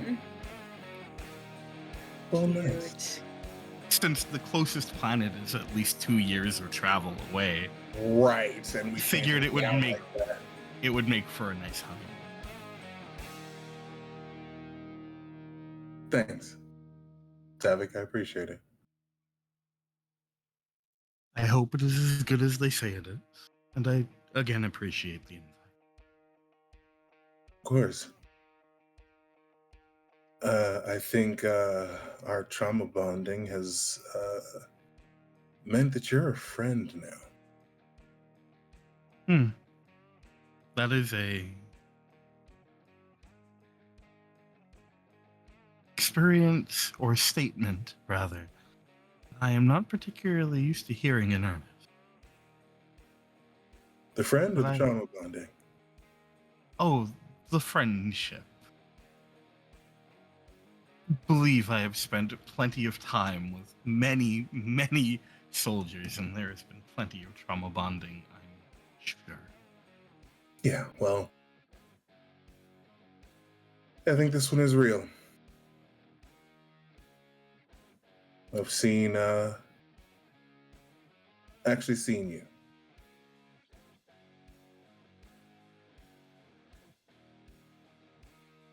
And while you may be a pain in the ass sometimes, I think you are a pain in the ass. So get used to hearing me call you Tav.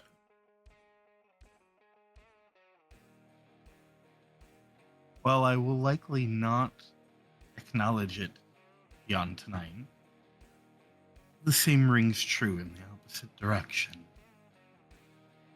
And I still do not want you to call me Tav. I mean, sure, I will Tavik most of the time, but every now and then you're going to get a Tav. Unless you I like reckon- Vic instead. You like Vic better?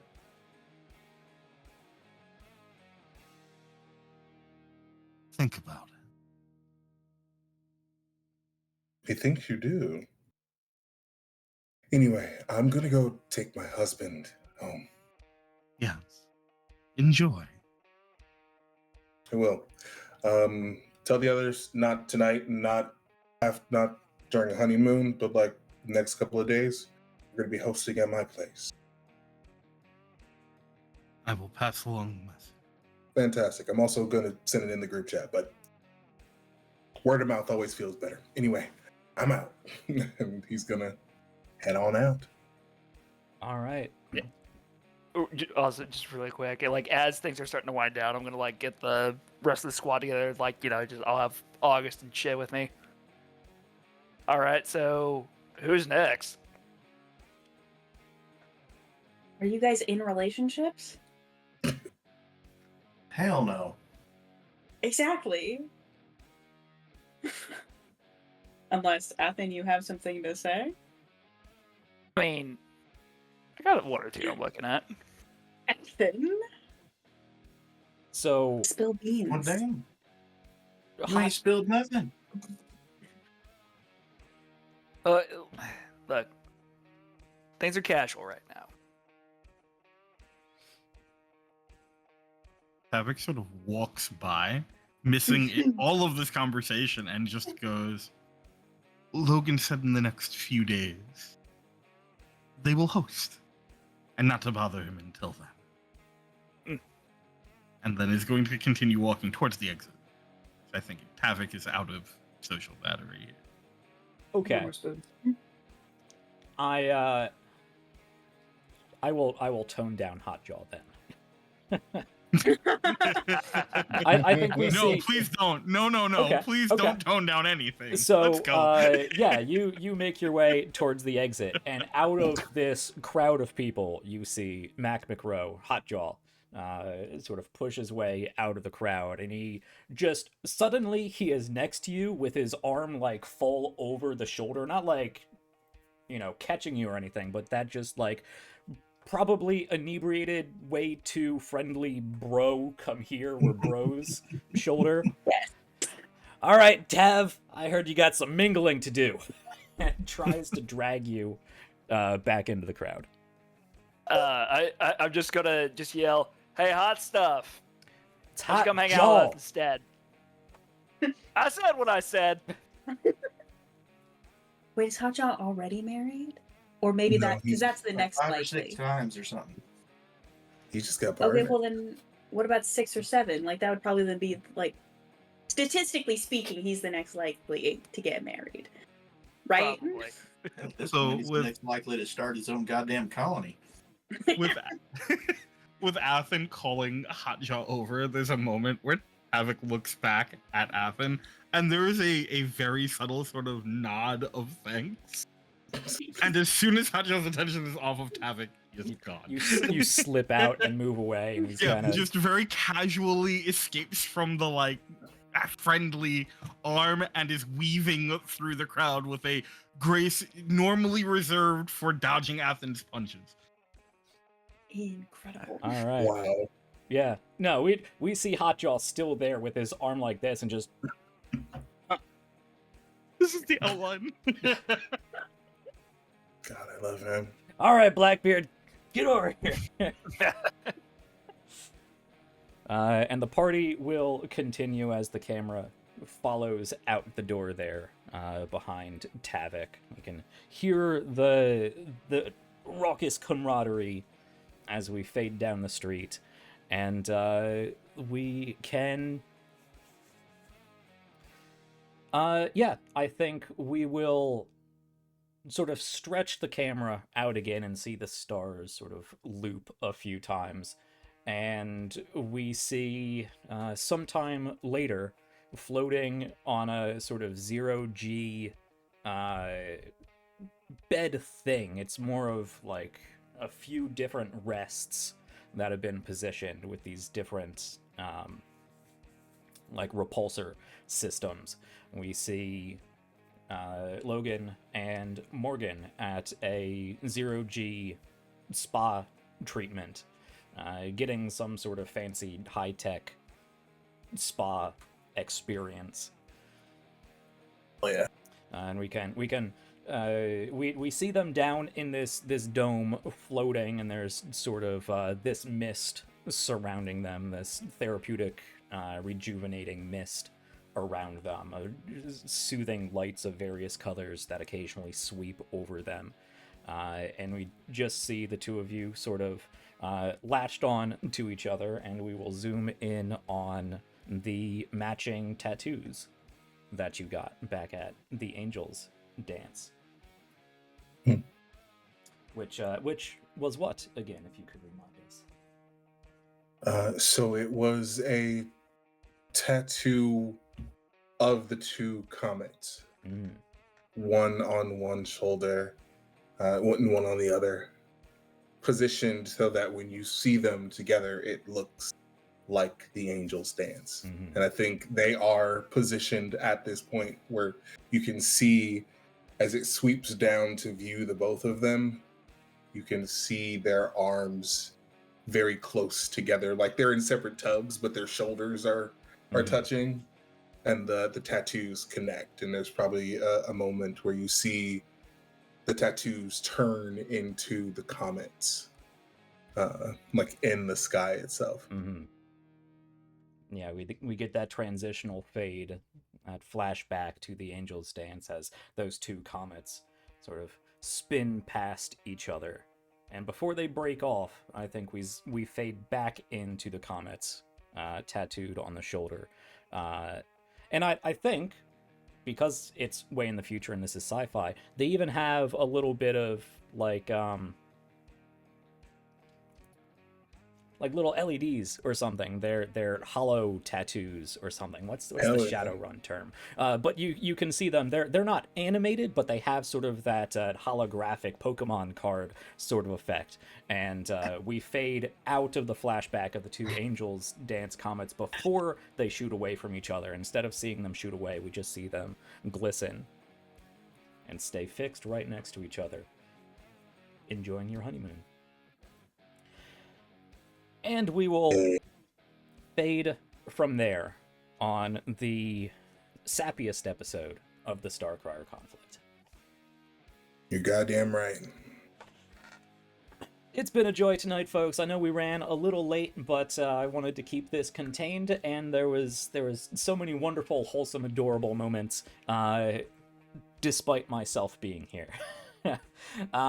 So I am Yeah, I am excited to continue going forward with this. We had a great episode today, and we will be back next week, finally getting to some new toys that our characters are going to be able to play with, and then we will be heading out on our next mission. And it does seem, in between all of the different relationships going on today, falling apart, forging together, rebuilding, investigating, whatever it may be, we have seen that there is definitely a lot moving in the background. In the background of the station, in the background of Union, in the background of the Orion Arm, as it swings along the galaxy's spin. So this is just the beginning. Our characters have seen that there is some sort of tumult approaching, whatever that may mean, and have reacted as such. Looking inward, holding each other close, trying to rekindle things they may have lost, or refocus on things they want to make important. Knowing that things could go really bad, or at least really strange going forward. It's just the beginning, folks. Keep tuning in every Sunday here at RPGs Uncovered for more of the Starcrier Conflict. That is all we got for tonight. I know we ran long. Thanks for hanging out. We had a lot of people here, actually. So maybe we gotta do more sappy relationship stuff in the future. Forget all the giant robots shooting lasers at each other. We just, like I said, they're bringing more ships in to the Far Station. So we need to get some of you guys on those ships. Anyway. No, we just need to make ships in the group. Clearly, Yeah, need to build your own ships. Yeah, there you go. And we got a whole ass daddy on the squad that is Fact. single or something. We need to, that needs to get Question mark? corrected very quickly. Very Yeah. quick. Question mark? I'm not the only one who is like, yeah, then daddy vibes. For Facts. sure. 100%, yes. We've been through that. We've been talking about I that. didn't want to be the one to say it out loud. No, it's 100% daddy, but Hey, It's look, not too certainty. that's what I'm here for. Okay, that's what I'm So here I'm just for. throwing this out there. You know, it is what it is.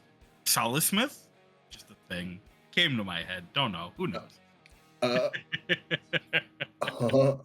Oh my goodness. We're just I'm good just saying. friends. That's how it Oh my starts. Oh my, You know, that's my what they God, said they about were Jessiel. They were roommates. Killing me. They stay in the barracks together, right? Let Like us know coaches your and mates, ships. right? Make sure that you tag RPGs Uncovered to let us know. Yeah. There you go. Ah, Yep. do it. There you go. Come hang out with us on the Place Discord. bets. Talk about all the wonderful, adorable times tonight. Place bets. Come up with your own ship names. Follow us on Twitter and Threads. Hashtag Starcrier, especially if you have fun character art, because that could be adorable. And Haley, I'm going to have to share this picture you made. No, his neck. Worth it though. It's so worth it.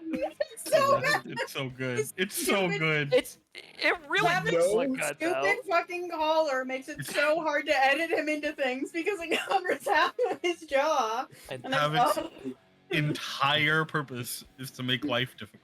It's like So I'm glad that it works on every level. It's like when you go to the carnival or one of those local fairs and they have those like cartoon cutouts that you stick your head in. Mm-hmm. It's like that. Yeah. I love it. Let me make it prettier before you put it anywhere. But To exclaim so loudly, "No, his neck" is the funniest thing in the world. I gotta Somebody clip that. I gotta clip that. So if you would like to know That was what a we are visceral freaking out about, reaction. follow us on the show's social medias. Social medias. Well, That was the funniest thing. I am glad we're all having a good time here. It's been a fun game.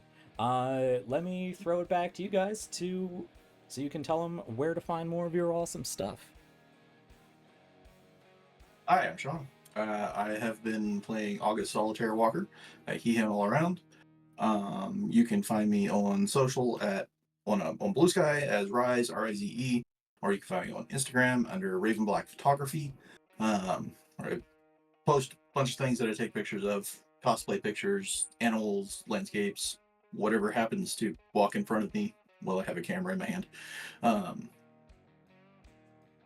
Only thing I've got going on right now, TTRPG wise, is Starcrier every Sunday. Be back here. Couple months, I'll probably be back to doing other stuff, but for now, this is my life. Hey, Howdy, bye. I'm Haley, and I definitely wasn't passing notes in class. Just I'm sorry, I'm having a moment. Anyways, all the caffeine that I had today to like help self-regulate my own ADHD is absolutely gone. Anyways, but hi, you can find me at Helianne on most things. I use they, them pronouns, and I was playing Siobhan Carey, aka Bite, she, they. Yeah, had a grand old time making a nuisance of myself in the chat.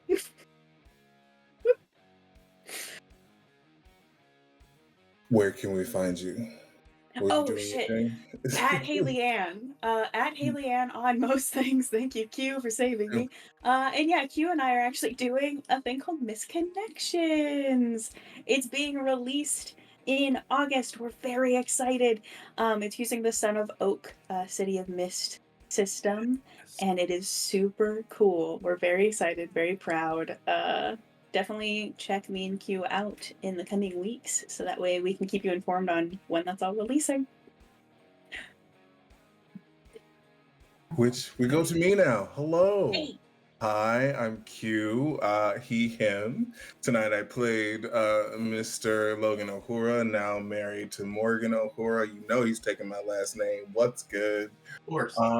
You can find me pretty much everywhere at Midnight Inc. That's Midnight_INQ. Q is my name. I'm sure you get it.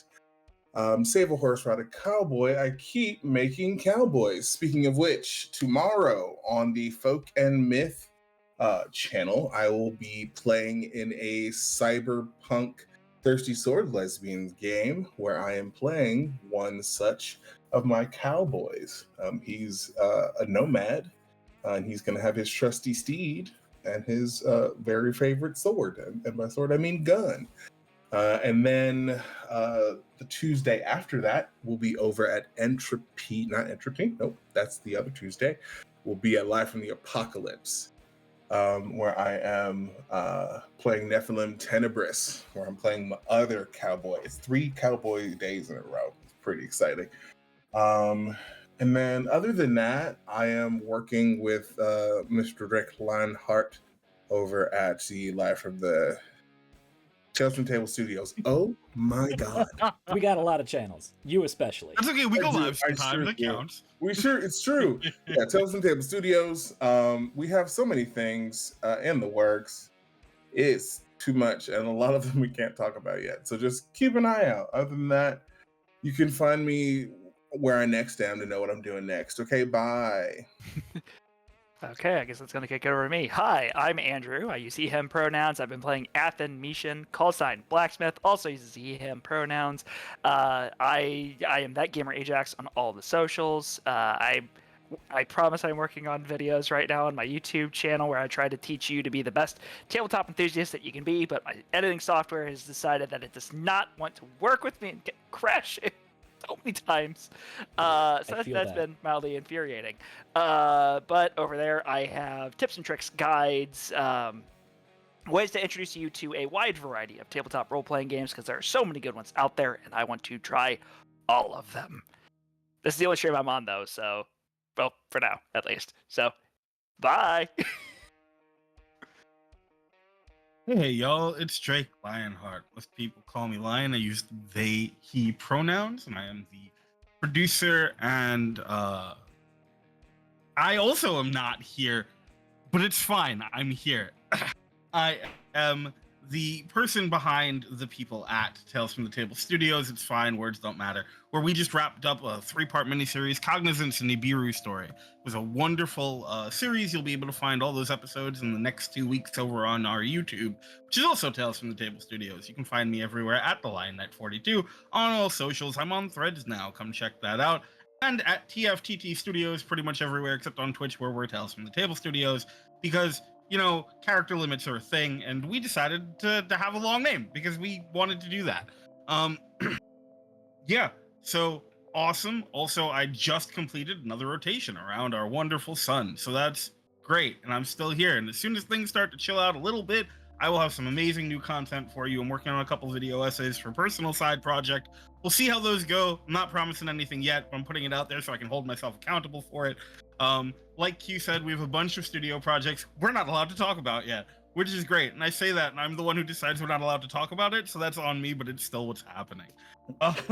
If you'd like, you can hire me to run production for your series, write for your game, or run games for you and your friends. You can find me, like I said, on my socials, or you can email me at itsdrakelionheart@gmail.com. Regardless of what you do, I hope you do come back here next week, because that's where you'll find me next. Excellent. Yes, lots of wonderful projects that these amazing creative people work on. So go give them follows on their channels, their socials, whatever you can find them on. I've dropped all of their info over in the chat for you all. And of course, if you're watching this recorded, so it's all down in the description and whatnot. As for myself, this is where I live most of the time. You can also catch me some Tuesdays sometimes over at the Veil of the Void channel for the Butterfly Effect, fun little game over there. We just traveled through a large spaceship run by psychic bug creatures, and now I'm taking over their maintenance bay and going to turn the game into a civilization builder. So go check that out because it's real fun. But also just check out Veil of the Void. I'll leave you with that advert again. But Veil of the Void has been a good friend of the channel. Creator Trevor Archuleta, noble co-creator. Been a friend of the channel for a long time. We've had them on here for demo play miniseries, different one-shots, different tutorials. Long before they were sponsoring this project, but they are a sponsor of this project, so the Starcrier Conflict is brought to you in part by Veil of the Void. But it's a wonderful game. Even though I am now officially biased, I've been biased personally for a long time, so go check that out. You can watch that in our outro. As for what else I am doing, you will be able to find me on 2 new projects coming up on the Lost Caravan. Some wonderful people over there that I get to work with. I realize my calendar is on my phone and not on my wall calendar, but we got some fun projects coming up. They're constantly doing some amazing stories over there, so go give them a follow and watch them regardless of whether I'm there or not. But coming up, is that already next Thursday? Is that I think so. Yeah, that's next Probably. Thursday, the 25th. Is our Fathomless Gears one shot where we're running Fathomless Gears, which is basically Lancer in the deep ocean with eldritch fish monsters. Yes. So if you're familiar with Lancer, you probably know, you're probably familiar with, I believe it's Rolf, who has made a number of different Lancer content, and they're the creator of Fathomless Gears, and I am excited to have be a part of them running a one shot of that, and being one of a number. I know they're running their own shows, but being one of a number of shows debuting this new system that they're putting together. So come watch me over there on the 25th. I believe that is 7:30 p.m. Eastern time. And then following that, on the following Monday, I believe that is the 29th, I will also be back over there on the Lost Caravan playing some Pathfinder 2E, where I will be an android cowboy. And I'm very excited for that. Nice. Resurrecting an old character. both myself Yeehaw. and because he's an android cowboy who's been buried in the desert for centuries. So that's fun. Nice. So cool. Yeah. Hell yeah. So good. Hell yeah. So come hang out with me over at the Lost Caravan next weekend-ish. I think that's the only thing I have coming up. I am working on some new projects with my friends who did From Behind These Eyes on Thursdays. It'll be a couple weeks because I'm doing that stuff with Lost Caravan. We got session zeros and stuff to work out. But we are working on a game of The Quiet Year, which is a very interesting game. That's so Matchmaking good. game. I love it so much. So good.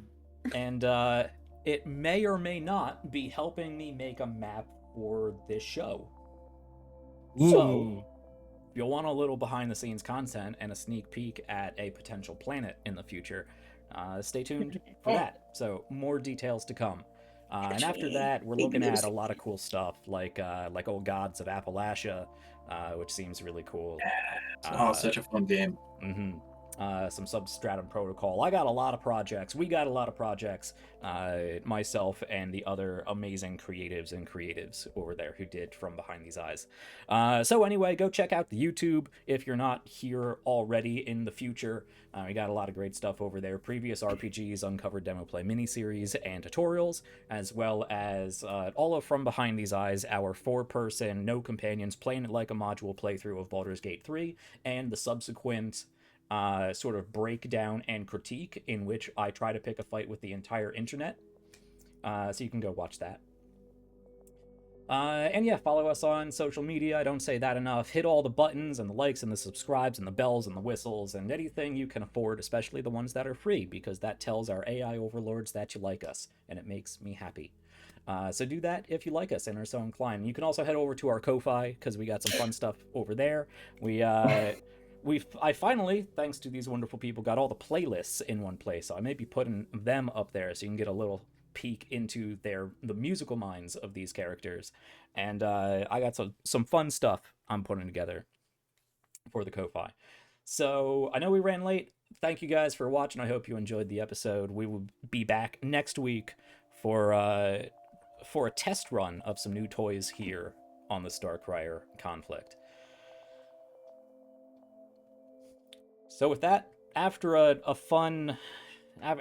joyous wedding, a fun, raucous evening at the reception, and a relaxing evening afterwards, you can all get together for a banquet of heart tomatoes to celebrate everyone's various relationships in whatever state they may be, moving forward together. Like us. Here on RPGs Uncovered. Anyway, thank you for watching. Everybody stay safe, stay happy, stay healthy. Keep having fun, keep checking back here. Happy time zone and good night. The Starcrier Conflict is brought to you in part by Veil the Void Reforged. Pierce the veil and adventure through the void as a vampiric alien, a sentient plant, or even a bottled aspect of the cosmos. These and countless other characters can face off against massive cosmic space worms, demons from the Broken Realms, and even travel through the roots of the newly rediscovered world tree of Yggdrasil. Find your next favorite adventure in Veil the Void Reforged. Visit sdgcreatives.com to learn more and pick up your own copy of Veil the Void Reforged today.